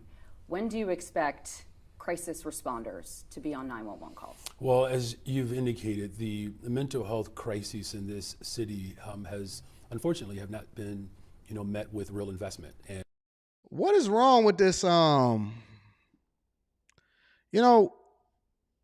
all of these large production companies and networks and advertisement and unlimited resources, why can't they get the audio all the way right? Why can't they? You telling me that they can't get their audio right when they interviewing, but over here on Don't Do Coke in the Bathroom Studios, we got an A1 audio system. Y'all can't get y'all audio right? Y'all got one camera. Y'all don't even have 3 different cameras in order to switch back through. You ain't got no good editors, no post-production. Audio is trash. It's like he talking in one speaker, they talking in another speaker. If you only got one headphone in and you working at the job, you can't even hear what they saying. God, do I got to go download the video and then redo the audio in order to be able to review this? See if it's even worth reviewing. And what my budget does, it speaks to investing in people. And so it's not just about reopening 2 mental health clinics that were closed, but it's also about providing care, because 40% of the 911 calls that were coming through really required a mental health care response. And so this year's budget, it's very intentional about rolling this out over the course of the next several months. And it's really about delivering services to the people of Chicago who have been calling for an alternative to how we respond to crises. So this is no longer a pilot. It's part of the permanent infrastructure of the city of Chicago, and I made a commitment to doing that as a candidate, and I've delivered on that as mayor of the city of Chicago. You mentioned those 2 mental health clinics. Do you know where they'll be? Well, that's a part of a larger community process. One of the things that's important to me is to establish real co-governance. My administration has been very clear about working with people and bringing government closer to the people. And so what we've looked at, though, we've seen a very hyper concentration of disinvestment historically over the course of past administrations. And so I'm very clear about making sure that those mental health clinics are the camera is still trying to get focused, ain't it? Government services, so that we're not working in isolation or in silos, but we're working collaboratively. Must have got some to college build a better, students. stronger, safer, and a much healthier Chicago. So are we talking about certain parts of the city? Do you have any neighborhoods in mind? Well, if you look at my public safety plan, we've identified 35 beats where there's been a real hyper concentration again of disinvestment. So, we know historically the west and the south sides of Chicago have been berated, unfortunately, with very It's not your phone, it's their audio. Disinvestment and I'm not policies. doing this. So, He's not even talking about nothing. We'll revisit this later. I'll re-download it and have my editors re-edit the audio so that we can have a better review of this stupid video. Get y'all stuff right, man. Get y'all audio right, man. Get y'all y'all need to invest in y'all stuff. Got these big old news and production companies and they can't get their stuff right. Shout out to Mr. DJ. This DJ. Shout out to this DJ, my man, Mr. DJ on Cash App. I appreciate you, big dog. Brandon Johnson, quite frankly, is a very boring candidate anyway. Jeweled Alchemy Soap Company, which is not necessarily a bad thing. Jeweled Alchemy Soap Company says, happy Friday, Anton. Blessings to Ms. Rita for her upcoming procedure. Just wanted to drop a reminder to the LLC holders to file your BOI reposting. What exactly is the BOI reposting? Let me make sure I got that together. Beneficial ownership information reporting. Oh, the BOI for an LLC. I got what you're saying. From the Corporate Transparency Act. Yeah, I got you. Yeah, I heard it's like some fines that you can get over every single day if you're not posting that. Yeah. All right. I got you. All right. Shout out to you. I appreciate you for the Jeweled Alchemy Company for that gem. Yeah. Bernie's Road Book Tour says, the crashing out been real in these streets. Did you hear about the 17-year-old who deleted his baby mama because he wasn't the father of the child? Jesus. No, send that to me. JP07 says, who's your 2023 bag chaser of the year? Ray Sean. Shout out to my dog, Ray Sean. Paid off his entire student loan payment in one check. Shout out to Ray Sean. That's my bag chaser of the year. Ray Sean. Clay says, imagine working and not paying rent for a luxury hotel. Only in America, baby. Zach says they can't get their audio right because they have someone who identifies. Yeah. Shout out to Zach. I appreciate you. Let's continue to rock out. Hold on. We got a Dusty in here. I got to get him out of here. Razbot 2 with no profile picture. We got to get every once in a while we're going to get a Dusty out of here. So let's go into Hertz, okay? Let's go into Hertz. Hertz is now selling up to 20,000 Teslas. Up to 20,000 of their fleet of Teslas. Take a look of what's being reported, and then they had him as an interviewee on CNBC. I mean, it's just fascinating to me because I think back to when Hertz announced that they were going to buy a ton of Teslas. This was 2021. We were still in kind of, the meme stock, era. It was very clearly, to me, it seemed like a play on the part of, a just bankrupt Hertz to really generate interest in the company and interest in their strategy going forward. And it made Tesla a $1 trillion company. And, it was soon thereafter that, it was about a year ago now that, we saw in the regulatory filings that Hertz was actually buying a whole lot fewer Teslas than they initially announced, and even falling well short of their plans for the number of Teslas that they were going to purchase. They've really sort of taken a bath on those purchases. It can't help that Elon Musk has cut price so much, and that's got to be a big factor here. Craig, unfair to you, but let's try to go there. What's a new Tesla cost? What's a used Tesla cost now? And what's it going to cost in 90 days? Yeah, I think if we think about, the cheapest Tesla you can get your hands on, right, a Model 3. I mean, this is a car that, was supposed to, out of the gate, cost $35,000. The company is now fairly close to that in terms of, how much you can pay for a new one. And that moved down dramatically last year. This is a company that, just repeatedly was cutting price to try and, keep growth going. It was effective in helping the company to continue to increase volume, but they really took it on the chin in terms of margin, and it really burned Hertz. And over here in Europe as well, you've heard rental companies gripe about what the price cuts have done, from a depreciation standpoint for their fleet. And that's because, and I'm gonna get the video that he did on the CNBC with the CEO. That's because, first of all, Hertz had no fleet purchase agreement with Tesla.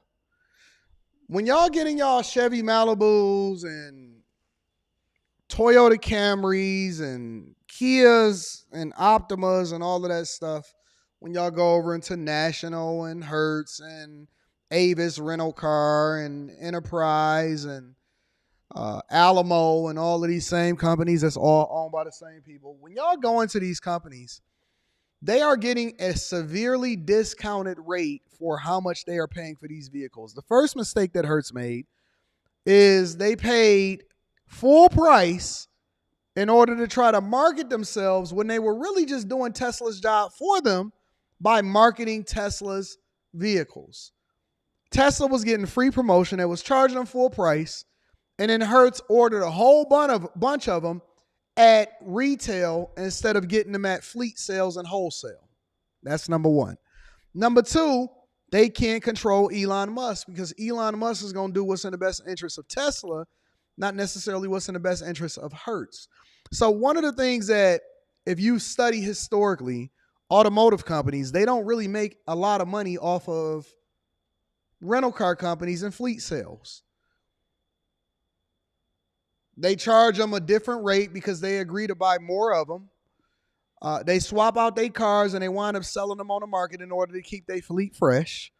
They don't get all of the bells and whistles. They just get enough in order to make sure that you're going to be satisfied as a customer when you rent out these vehicles, as far as being able to charge the premium prices for it.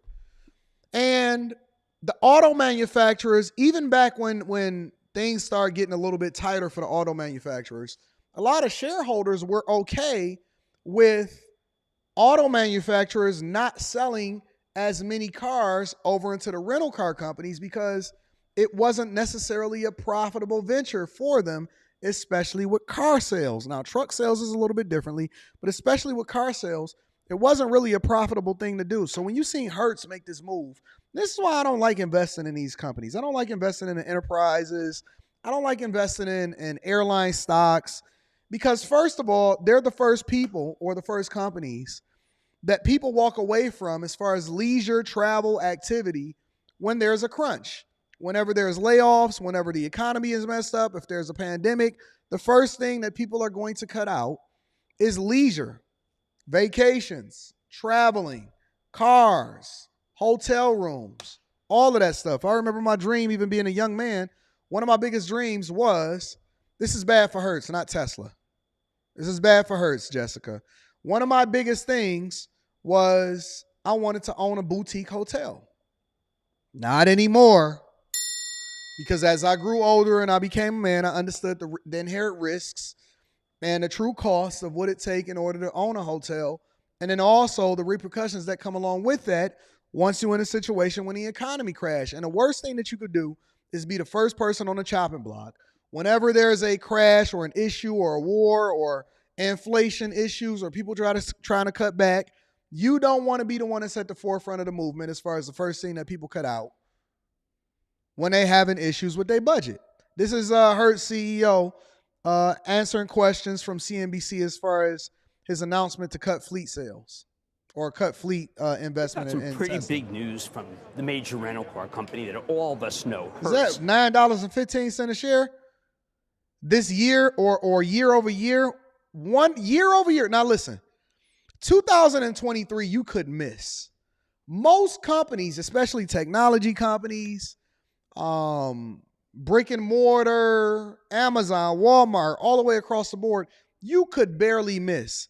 Year over year, Hertz Global, ticker symbol HTZ, is down 45% year over year. Now, I made a 40% return on Rivian stock from November over to December alone. On Rivian stock from November to December alone, Hertz is down 45% year over year, and their stock price is at $9.15 a share. They're announcing this morning it will cut 1/3 of its electric vehicle fleet over the year. CEO Steve Church joins us right now to discuss the company's decision. Steve, well, first of all, welcome. Just welcome to the street. Thank you, Jim. Good to be here. Thank you. Good to see you. All right, Steve. Doing damage control. I know you as one thing and one thing only. The man who just knows to tell the truth and nothing but the truth about financials from the days when you were at Goldman. This seems like a very positive for Hertz, for numbers, but definitely an asterisk for the adoption of EVs in this country. Well, I think, look, we took a bold move and are making a strategic adjustment to our fleet to take 20,000 electric vehicles out of the fleet. It's really to respond to the reality, which is we're trying to bring supply in line with demand, and we're addressing a cost issue that happens to be related to the EVs in the context of damage and damage costs. That's what it is. But in the end, this is about the numbers. It's about the financial performance and the operation. Let me translate this for y'all. From a C student's perspective. Bold move means I made a bad investment. Bold move means I made a bad investment. And Glow Hardy, you are absolutely right. Before a new presidency, for you to be losing in the middle of an election year when it's incentivized for the incumbent to make sure that they're doing very, very well in the stock market because people's money and how they affect it financially is going to influence how they vote, is wild. Bold move means that you made a bad investment and you made a bad decision. Never scale too fast. Never, ever try to scale too fast. When you try to have too much growth too fast, either two things is going to happen. Either you're going to crash out or you're trying to get your company sold and you're about to IPO. Obviously, Hertz is not in a position to IPO because they're a traditional company that's been around for a long time. And they so focused on growth. And right after the pandemic, you do not want to try to scale too fast. And so ordering too many vehicles. And we don't even truly have the infrastructure. Because again, remember, people that rent vehicles or coming from out of town in order to do so, unless you're going over into a supercharger or a charging station, it doesn't even make sense. Right? Unless you get into Airbnb or something like that. And I will say that Tesla is the best in the game when it comes to their charging and their infrastructure network. But you got to build out the infrastructure to support the investment that then people can capitalize off of as far as the premium price that they're willing to pay for it. But they're not going to pay a premium for something that's inconveniencing them. And for you to make that big of a bet instead of scaling it up and seeing what it is it's going to do is wild. It's stupid. And that's why your stock price is so low. And depreciation, but equally the operational integrity of the business. And so We'll put EBITDA on in the next 2 years that will equal what the charge was, and will increase cash flow by about $250 to $300 million. So this is. All right, so let's look at this. They're selling 20,000 of their electric vehicles over 2024, which means that you guys are going to get it for cheap. Sales will account towards $245 million of a net depreciation of expense related to sales. So now they get to write off $245 million because that's how much they expect to lose as a result of making this investment. $245 million of net depreciation expense related to the sale. So basically, you getting the cars at a bargain if you're buying it from Hertz. It's not about the broader issue of. Meta made a record high today. Yes, I am invested in Meta. That's one of the companies that's on my stock list. We're going to go over it in stock chasers, stock club, whatever it is that y'all want to do on this Sunday. EVs for the company.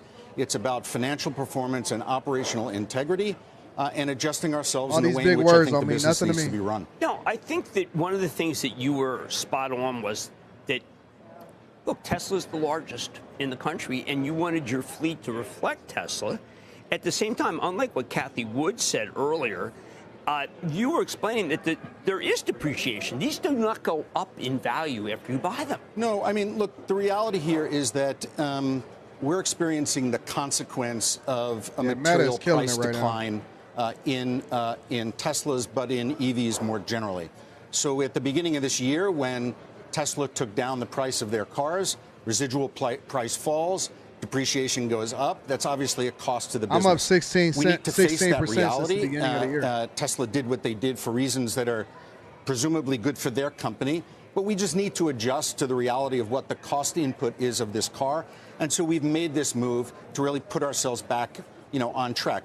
It's interesting to note, Jim, that demand for our product is real and is sustaining. What we put in our 8K as an indication of what happened in the fourth quarter, demand was there. Revenue was in line with what expectations were on a seasonal basis. The issue I'm addressing is one of our cost base and the influence that EVs have had on that cost. And there are certain circumstances like price decline, like residual decline and depreciation that's out of our control, but you need to react to it, and we're reacting to it. So that's interesting. It's different from demand or behavioral friction when someone comes to the counter, because originally the thinking was this will be a nice way for people to experiment. Did that happen, or did it not? It did happen, and it is happening. It's just not happening at a level of demand that justifies us maintaining a fleet of this size at this moment in time. Carl, the one thing I would say is that at some point, the reality of EVs and Teslas being the best-selling car will at some point render them the best rental car. It's not yet. So we may have been ahead of ourselves in the context of how quickly that will happen, but that will happen. And I think, in the end, we're in the business of giving consumers choice. We're including in that choice electric vehicles. And there is a significant component of our customer set that are still paying us a premium for these. It's not at the level of demand that we anticipated. And I think a smart company is one that's agile, makes an adjustment, takes away the distraction financially. And loses $250 million so that you can write it off because you made a bad decision and a bad bet. I wouldn't invest in Hertz personally. I don't even like rental car companies. I don't like airlines. I don't like hotel chains. I don't like any of that. I don't like any of it at all. Real Estate Jones says Tesla is taking a hit on the market. I don't look at what's currently going on in the market to determine whether or not I'm going to invest in a company. I look at the long-term prospects and what's going to happen 10 years from now. I don't buy and sell based off of what's currently happening in the market today. I'm not a day trader. I'm a long-term investor, and if I believe in the company and the fundamentals of the company is great, then I'm going to invest in it. I'll give you an example. Meta. Everybody was down on Meta. Everybody was down on Meta in 2022. Stock was down. The whole stock market was pretty much down, but the stock was down and all of that. It took off and killed it in 2023. It's still taking off in 2024. And so, but if you would have sold in 2022 because, oh my God, the stock is down, no. You ride the wave, and if you actually believe in the fundamentals of the company and what the CEO is doing as far as its leadership and the 8 ways in which I believe that you fundamentally evaluate whether you should invest in a company, then you stick with it for a long time and then you let it pay off for you. You don't get rid of it when things start to get difficult. You start to buy in more if the fundamentals of the company is great. So I think that Hertz is crazy. And if you invest in Hertz, in my personal opinion, I think that you're doing yourself a disservice. You would be down at least 45% year over year. All right. Let me read a couple of the super chats and then we're going to get to the final thing. Self-reliance says no faster way to get the poorer public dependent on EVs, more so than flooding the market with cheap used EVs, then slowly jacking up gas prices. Oh, wait till that grid is... Nah, y'all so off. Y'all so off. Y'all need to look at what's happening across the world. You need to look at what's happening across the world. Like, United States of America is so archaic in their thinking.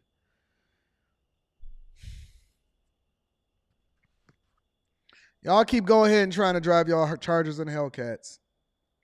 Way behind the times. AL says, didn't Hertz go bankrupt in 2020? I believe that they did. Yep, you're right. I thought that they were below $1. How did they get to $9? Hertz only goes back to 2021. What happened? I don't know. I'm gonna have to do some research. I've never actually invested in Hertz, but we'll see. I'll do some research. We'll talk about it on Stock Club for those of you that actually is interested in it. Meta, Google, Microsoft, Netflix, Nvidia, AMD, SMCI, Amazon has been killing it. Yeah, I own most of that. But anyways, we'll go from there. All right, so the final thing. I hate to bring this back up, but they mention it again. This is the thing that got me and Richard Fain into a tiff with each other in the first place. This is the thing that got me and Richard Fain in a tiff in the first place. But that ship has sailed. We left that in 2023.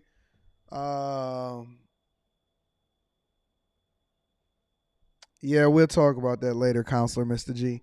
We are going to be doing after hours tonight, and that's going to be pretty interesting. I'm going to read that super chat shortly, Mr. G. Ian Dunlap talks about the true cost of what being successful is and saving your first $100,000. Make sure you hit a like for the algorithm, subscribe to the channel, turn on your notifications. Let's get into it, y'all. Ian, I wanted to talk to you about something. You went viral. Shout out to Spiritual Word. Oh my God. Shout out to the good folks over there. Well, you said 100 to 200,000 is no real money. You would you won't feel secure until you have 600,000 to $1 million tucked away. What does this mean? And why do you think that was so triggering for a lot of people? And can you explain what you meant by that? I'm not trying to be a villain no more in 2024. Mike, put us back in screen. I need some good favors when they go to Davos. We're a team. Okay. My job is to tell the truth no matter what. So like I know some people got bothered by it, and every time I post this, people get upset. But the truth is, like, if you're taking care of people, like, and if we just look at elderly care, if you ever had a family member that had assisted living that was an elder, for those of you who don't know, it ranges from $6,000 a month to $20,000 a month, right? If you have a kid that goes to college, those expenses are there. And especially, I feel like as soon as we began to invest in real estate, crypto, stock market, we began to have these conversations at scale, all of a sudden inflation ramped up to a level that we could not keep up with. So my job as a truth teller is, even if it's not the popular thing to say, I would rather you know how much money that you need to have in order to feel secure, opposed to, and some of you told me this, hey, as soon as I got to 100 grand saved, now the value of my dollars dropped.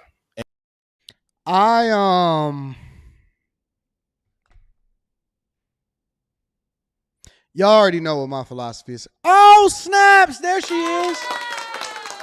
Hopefully back on vacation. What up, Q? What up, what up, what up? Y'all know what my investment philosophy is. First of all,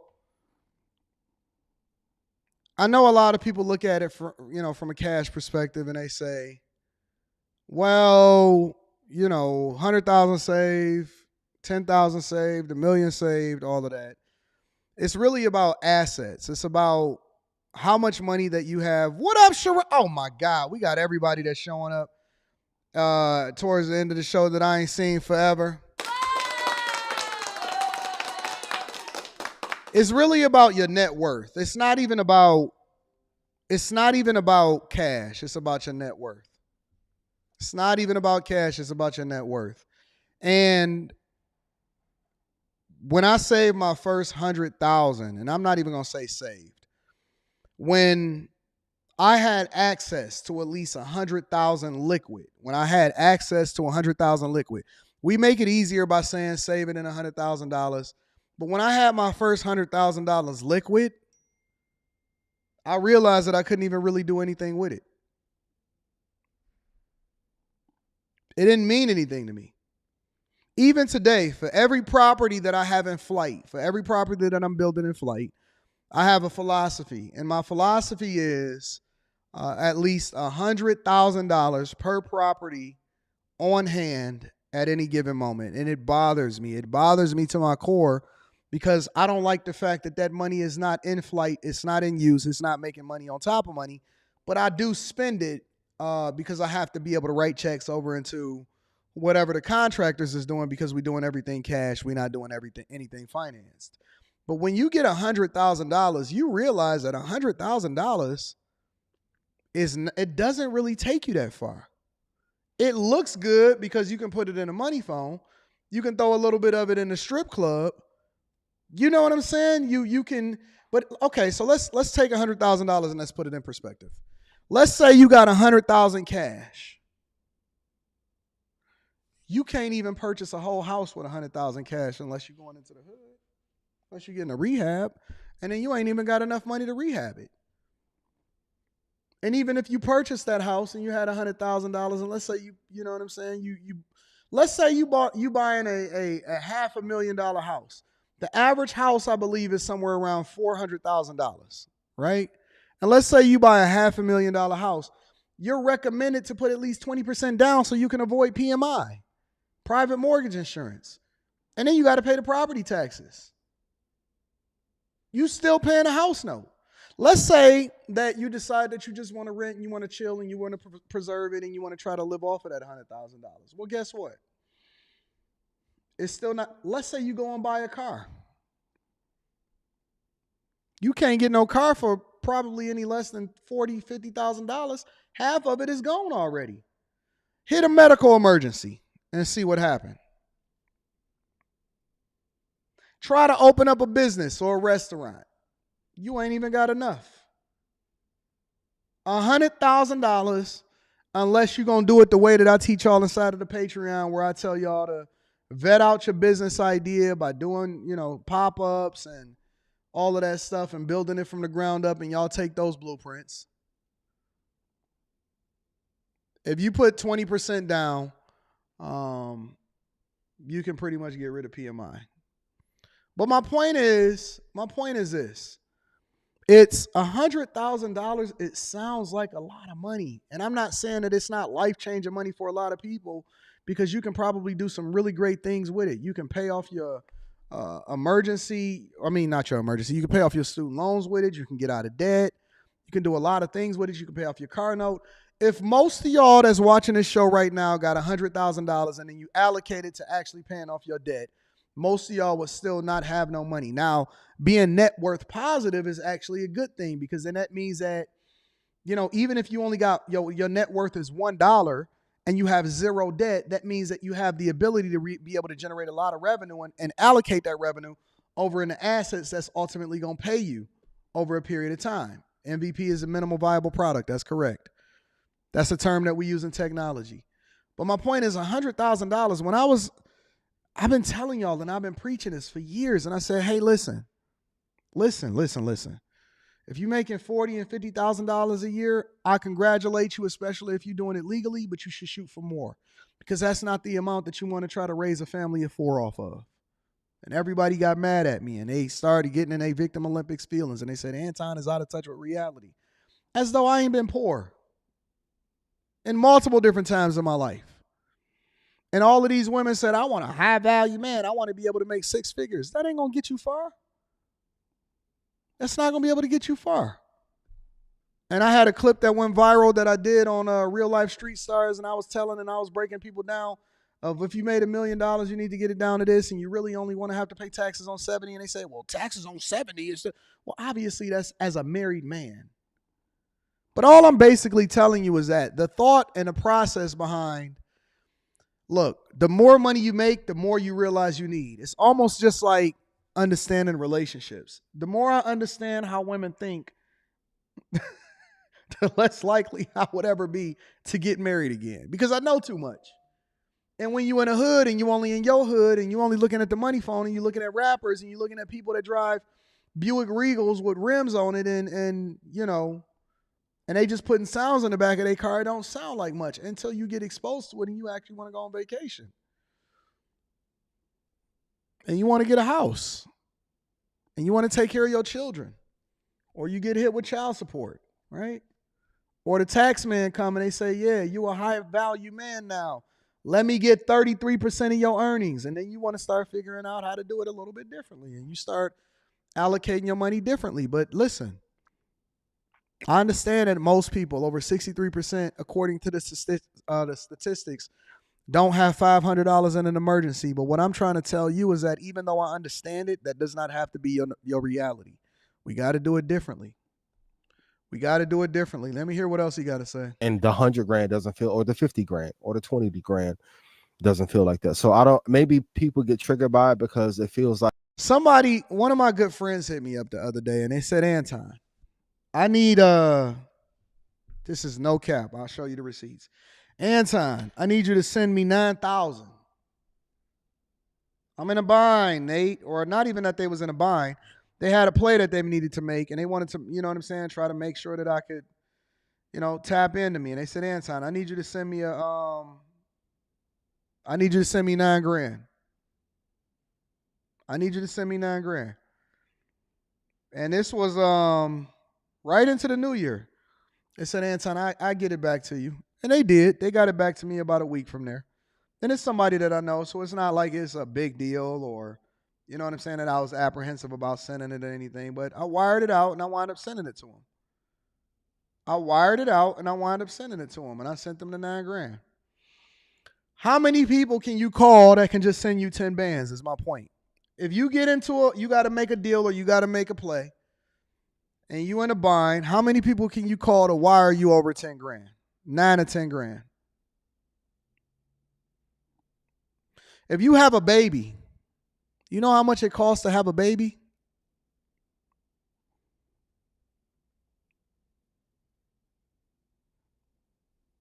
How many people can you call to send you over 9 grand?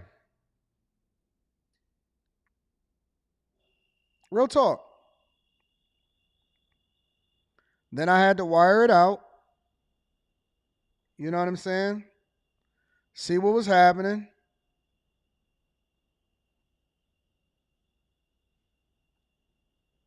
Because you can't do nothing for nobody if you have not done it for yourself. Like, if you don't have the ability to do it, you can't do it.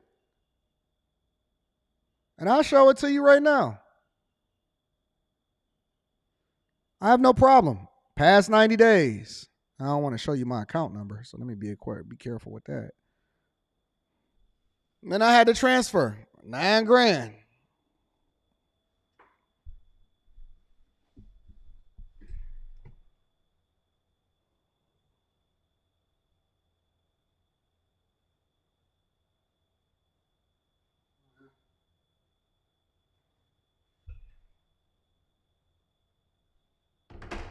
It's irrelevant. My point is, life is getting more expensive, not less expensive. It's getting more expensive, not less expensive. Real talk. Every single day, I don't feel like I need to show her receipts every single time. That's not necessary.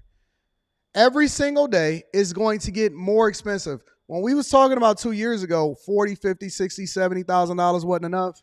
Now, guess what? $100,000 ain't enough. $100,000 are not enough. It's not. It's not. I spent $100,000 in materials and labor building this house last month. Just $100,000. I probably spent $100,000 last month just building materials and labors on the crib that I was building. Like as soon as you make headway, they change the rules. But this is why it's important for us to have these conversations on a weekly for you guys to invest every week, every month. So we know the rules are going to change for us, kids, but I would rather us be prepared about what things really cost. Once again, Ross told you in an interview on AOL, if he had how much money, he would be terrified. 10 million, he would be worried. Yeah. I'm be honest. That's not we get to have privately. That's just real. Yeah. I'm just reporting the information back to you. And also telling you, like, for some people I also know when they make their first $100,000, I've had people tell me like, yo, I thought this would feel like a lot more. And it's not. Nope. So if you're actually taking care of your family, taking care of your kids. Actually, what are we? looking We out for are other 12 days friends. into the year. I've already spent $36,000 this month. 12 days into the year, I've already spent $36,000 this month. This is crazy.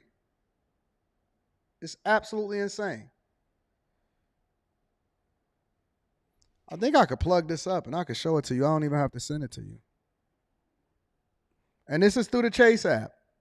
This ain't no whatever. This takes your actual thing. Already so far this year.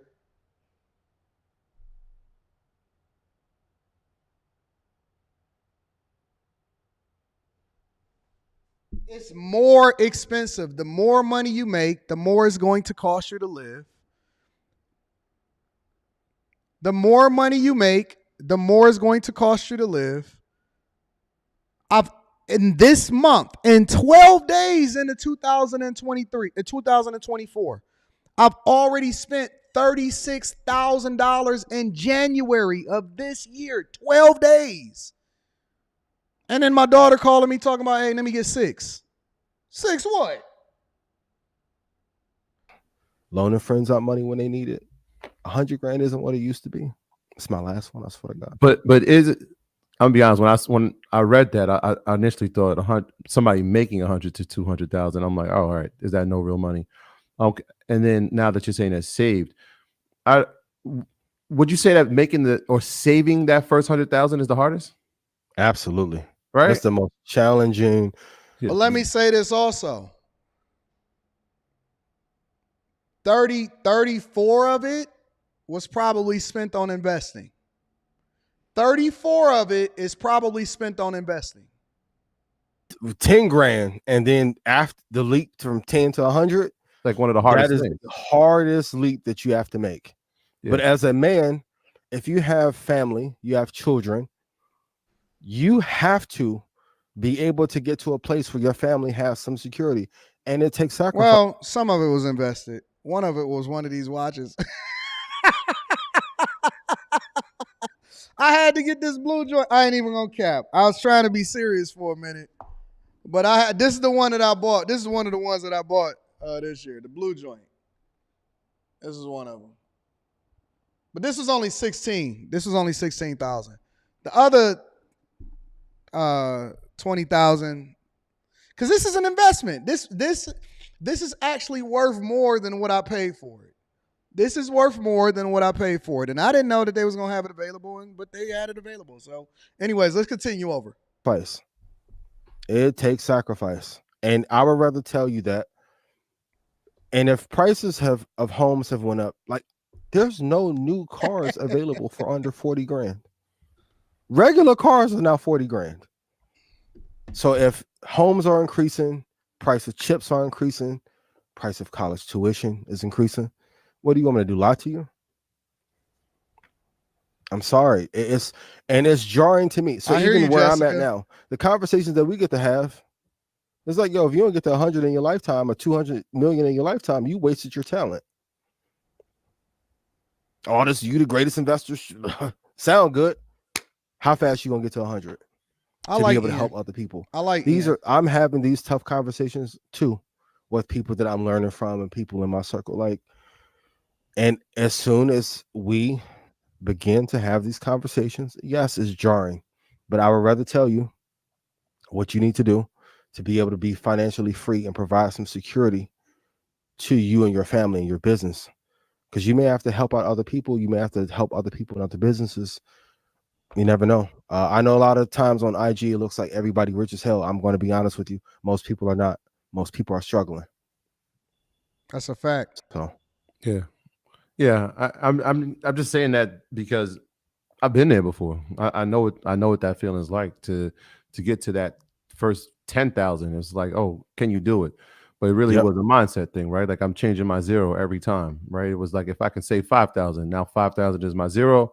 If I get to 5, I can't touch it, right? Then it becomes 10. If I get 10,000 in the account, I'm at 0. I can't touch it, and you just keep it. No, see, that's where we all differ.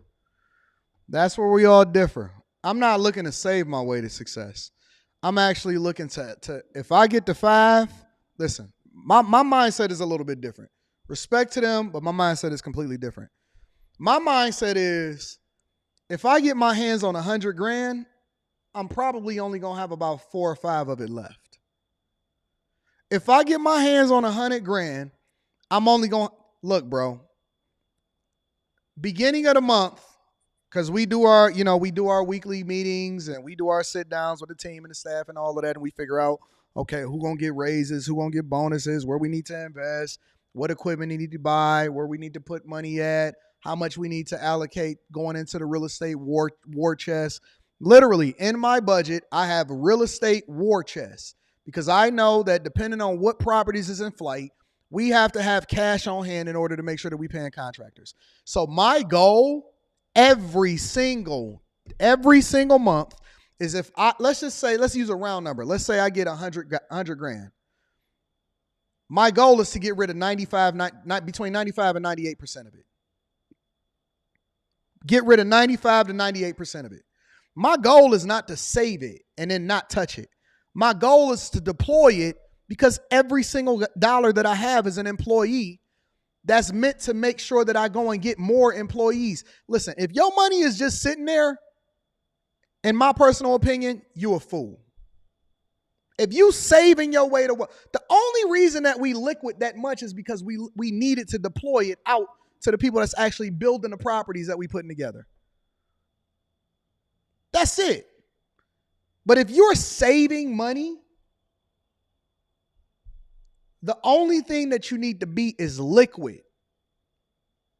The only thing you need to be is liquid. Liquid meaning that I want my money working for me, but I want to have access to it.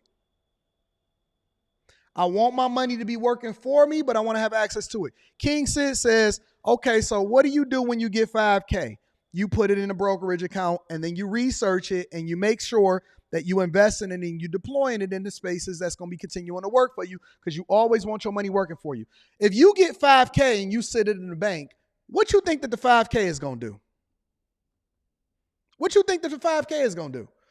All the 5K doing is accumulating in bank deposits so that the bank can then deploy your money out and loan it out or invest it in other things that ultimately bring a bigger return. And then they give you a paltry, whatever their paltry rate of return is.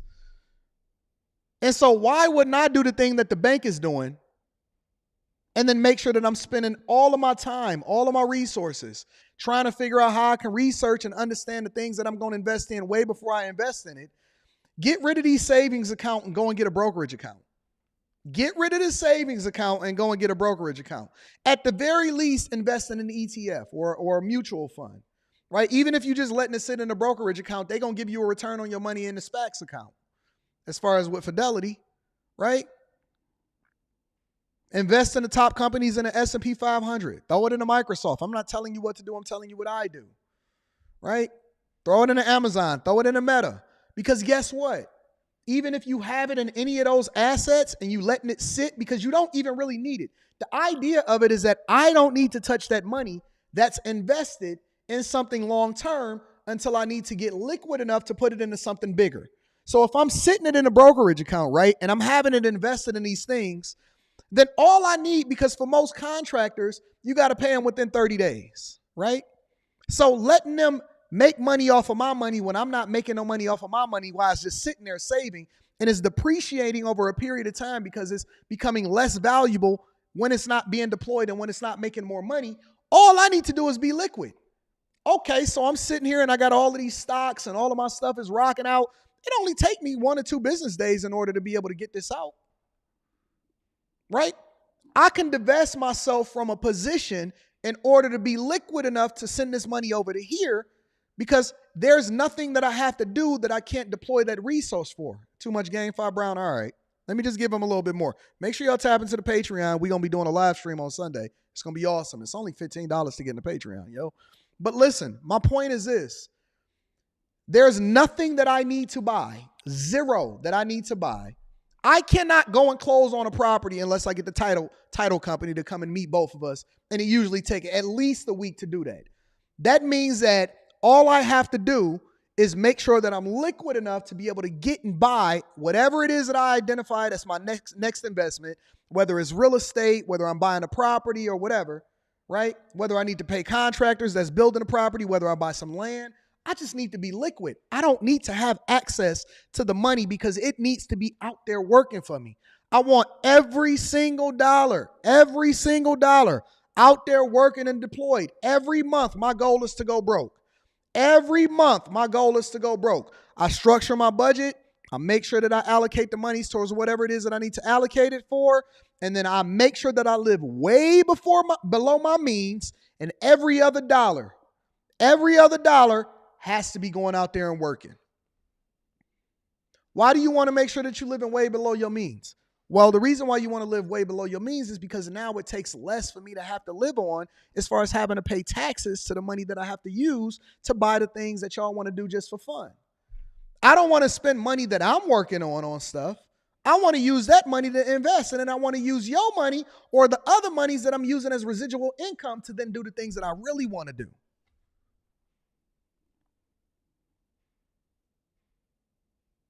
I'm not looking to save no money. Saving is for suckers. I'm not telling you not to save. This is just my personal opinion. Saving is for suckers. Let me say that again. Saving is for suckers. Everything that I see y'all doing as far as saving y'all money and trying to hold, I need to save this for an emergency. That's for suckers, bro. That's for suckers. Real talk. I don't care nothing about no money. Bro, you know how much money I got in my own personal account? Now, I showed y'all how much money I'm spending. That's a different account. Let me show you how much money I got in my personal account. You know me, I'm receipts. I don't care nothing about it.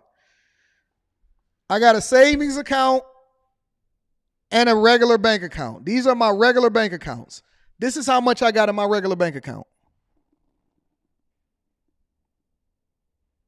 I got $400 in this account. Look, check it out. $400 in that account and $90 in the other account. The only reason it's $90 in this account is because when I opened this account, it take $1 out of it every day and it put it into this account. So for the last 90 days, it's just been accumulating $1. Now let me show you what my spending summary is for last year as far as my investment accounts. Because y'all need to see the examples. Anybody can get on the internet. Anybody can get on the internet and say anything that they want to say. Very few people will actually show you. Real talk. Very few people will actually show you exactly what it is that you need to be doing and what it is. Okay, so let me go. Let me see if I can do year. I can't do a year. Let me break it down by month. Okay, so let's go January 2024. This is a separate business account from the other business account that I showed y'all. January 2024. I have no problem showing y'all. I'm an open book. All my stuff can be accounted for. That's January 2024. Spending summary. Let's go to December. Business account, 155. Now y'all know it's really a Chase business account. 155,000, right? That's December 2023. November 2023. 124,000 is what I spent. Total spending. Let's go to October. 284,000. I had to spend a lot of money on that one, right? Let's go to September 2023. $193,000 that I had to spend. I keep $400 to $500 inside of my regular checking account because I don't want money just sitting there not being deployed. Now, what's in my brokerage accounts? That's different. What's in my business accounts that's being deployed? That's different. All I'm telling you is that your personal expenses need to be very, very minimal. And when I say very, very minimal, I mean very, very, very, very, very minimal. Do not buy anything that you cannot tie to your business in order to make sure that you're writing it off from a business expense. It has to be a real life business expense. And I gave away a little over $20,000 in December. I don't sit here and tell y'all anything that I'm not living in my real life. This is my real life. I'm not spitting here and telling you anything that's hypothetical, theoretical, none of this stuff. This is real life. Real life advice. I live it. I've been living it my entire life. Look at the budget video inside of the Patreon and then use that budget video in order to shape your own budget to be that. I keep $500 in my regular account. You know why? Because anything more than $900, $1,000, I'm a sucker. I'm a sucker. You know why? Because all they doing is using my money in order to make money. Why wouldn't I be deploying my resources over into real estate? Why wouldn't I be investing my money over into certain companies within the stock market? Why wouldn't I be deploying my monies over into continuing to build my business? Why wouldn't I be expanding my business in order to make more money so that we can generate more revenue? Why wouldn't I be investing in people? Why wouldn't I be ensuring that I create better? You know what I'm saying? Like, there's a different way that y'all got to think. Forget all of this other shit that y'all doing. Forget all of this other stupid junk. Forget all of the clothes and the cars. Your stuff will pay for itself once you get enough assets to do so. We don't live off of money that we go and generate and we got to work for. We let our employees, which is the dollars that we make, those are our little employees that then go out and get the resources for us. And we got bigger goals. We got bigger things that we want to do. We want to build a bunch of houses, and we now are studying and we in the process of buying a commercial property and commercial land so that we can build out apartments from cash. We're going to be building apartments cash. We don't need banks. The only thing we need is the platform, is the investment vehicle in order to deploy our resources. We don't need them. We are the bank now. And you can't tell me that being black in America, that the system is holding me down. I don't need the system. I am the system. I don't need a bank. I don't need none of these people. I don't need a bank. I don't need to pick up a basketball and dribble it.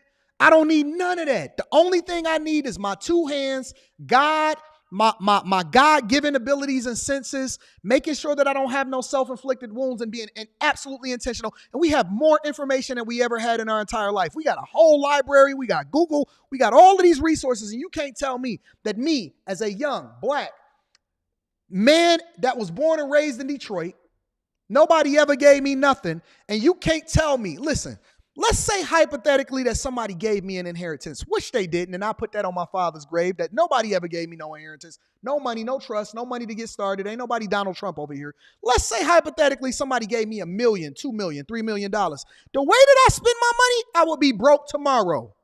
The way that I spend money, the lifestyle that I live, I would be broke tomorrow if that was the case. It's rappers, ball players, every day they make 40, 50, 60, 70, $100 million, and they be broke 5 years after they get their money.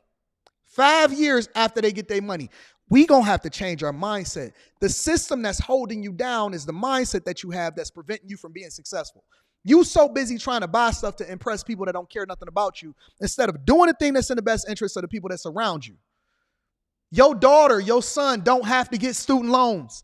That should not be the norm. Your generation should be the last generation that we filling out fucking FAFSAs. Your generation should be the last generation that your kids got to fill out a FAFSA. No more FAFSAs. No more fight. Listen, if you want to go for a scholarship, cool. But you should already know that you don't qualify for a Pell Grant. You don't qualify for financial aid anymore. Last generation to fill out a FAFSA. Last generation to apply for EBT and food stamps. Last generation that qualifies for stimulus checks. When you got past a certain threshold, they didn't give you, I never got a stimmy. I never got a stimmy. I didn't want it. I don't want to be categorized with you. I don't want to hang out with you in the stimmy line. Listen, do what you got to do. I'm not saying that you shouldn't do what you got to do. I'm saying that shoot for better. And how are you going to leverage this to get to the next level? I don't want anybody that come in my lineage after me. Not a nephew, not a daughter, not a friend, to ever have to fill out a student loan forgiveness package and ask somebody else in order to be able to educate them. That's my responsibility. That's my responsibility. That's it. And you can change that. And sometimes it has to be the person that you might not, listen, this is the last thing I'm going to say and I'm going to get y'all out of here. You might not be the one that can live the lavish lifestyle. You can live a good lifestyle. You can live a full lifestyle.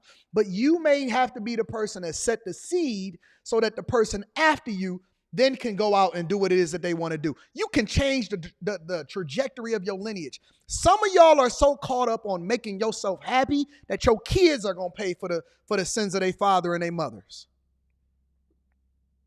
Nobody want to make the sacrifice in order to make sure that the people who come after them actually have a better opportunity than they had. No, it's all about what make me happy. I'm going to Tulum. I just got over to Japan at 40 years old for the first time in my life, and now I can do whatever it is that I want to do. I want to go over to Dubai. What you talking about? I want my daughter to go to any school that she wants to in the United States of America and not have to worry about paying student loan forgiveness. That's my goal. Now, if I get blessed as a result of it, every single generation is supposed to be doing better than the previous one. Not worse. We going backwards, not forward. And it's a mindset. Get out of this victim Olympics. Stop looking for somebody to give you something. Nobody is coming to save you. Nobody is going to give you anything. That's it. It's over. United States of America, almost $40 trillion in debt. It's over. Unless you're going to make some adjustments yourself and you're going to man up and put your big boy and your big girl pants on, nobody is coming to help you and save you. That's it. It's over. Go and get it.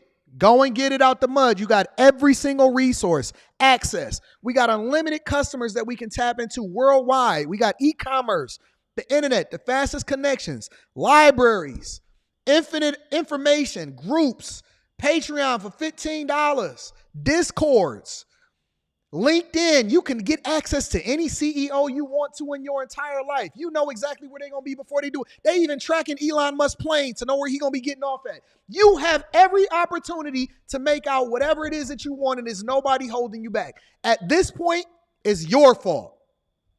It's your fault. That's it. It's your fault. Don't blame it on the education system. Don't blame it on the white man. Stop blaming it on your mother and your father. Don't blame it on your baby daddy. It's over. No more handouts. We done. Now go and get that.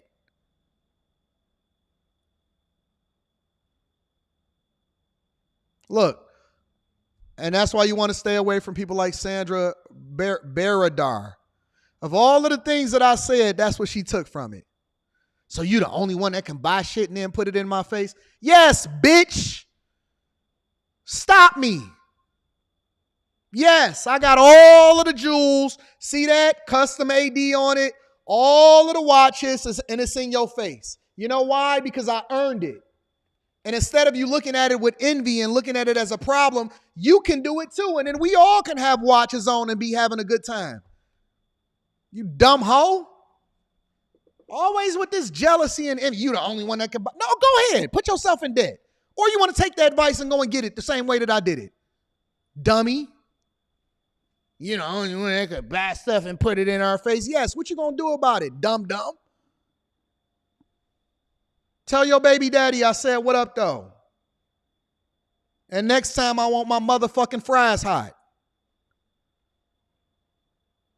I want my fries hot and I want my groceries bagged ASAP. I'm not going to self-checkout. I'm not doing it myself. I'm going to your line. I want that stock. I want everything stocked. And I want my groceries bagged, double bag my shit. And I don't want plastic. I want paper. Get my groceries together and make sure that my stuff and my fries is hot when I see you on your other job. Keep giving me cold fries.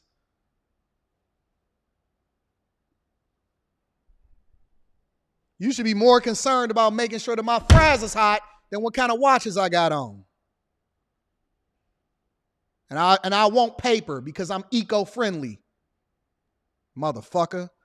I love y'all. I appreciate y'all. Let me read some of these super chats and we're going to get up out of here. Talking about throwing something in their face.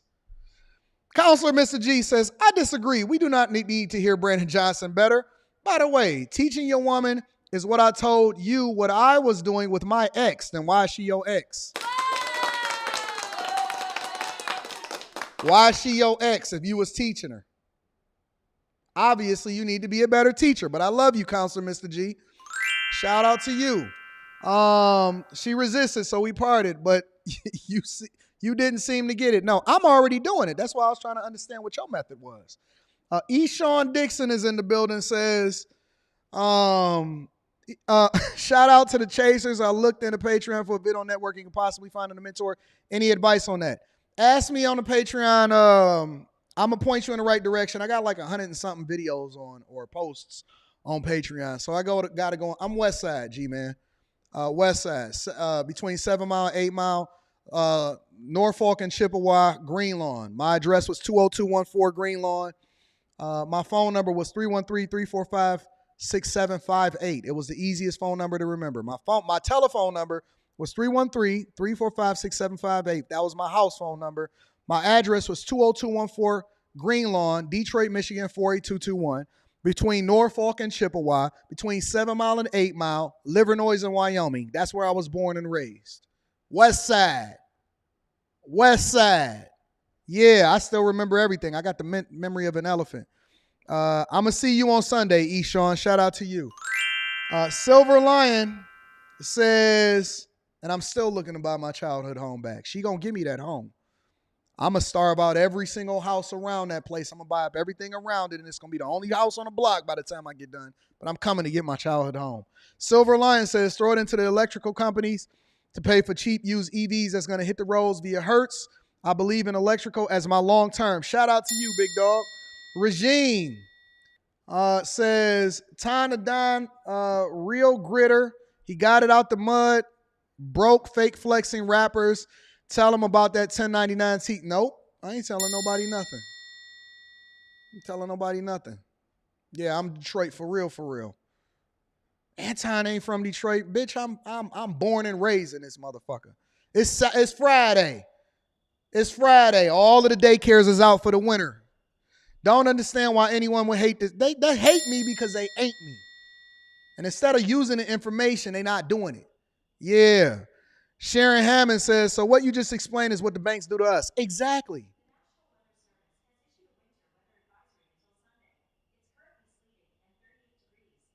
Y'all hear Siri over there? Hey, Siri, stop. Sharon Hammond says, deploying our money to make money for them and our return on investment is pennies in return. I have to change my mind. Say revert. See, that's what I like to hear. Shout out to Sharon or Sharon Hammonds. I appreciate you. That's what I like to hear. You making the adjustment. Now you seeing it differently.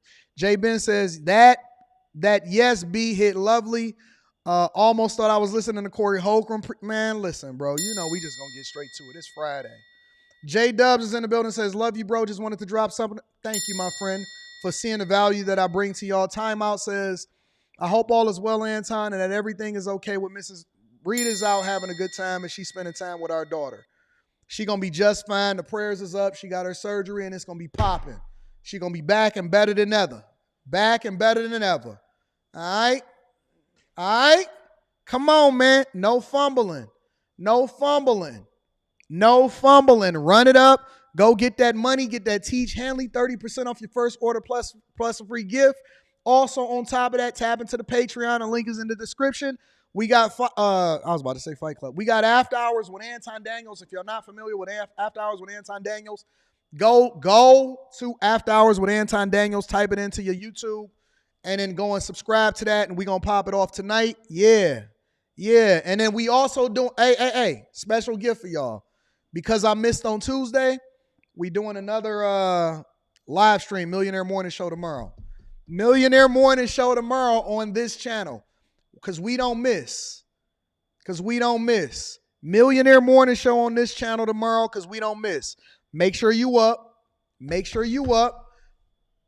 After Hours tonight, Millionaire Morning Show tomorrow. We don't miss. We running it up and we invest in everything that we get. Everything that we get back into the game.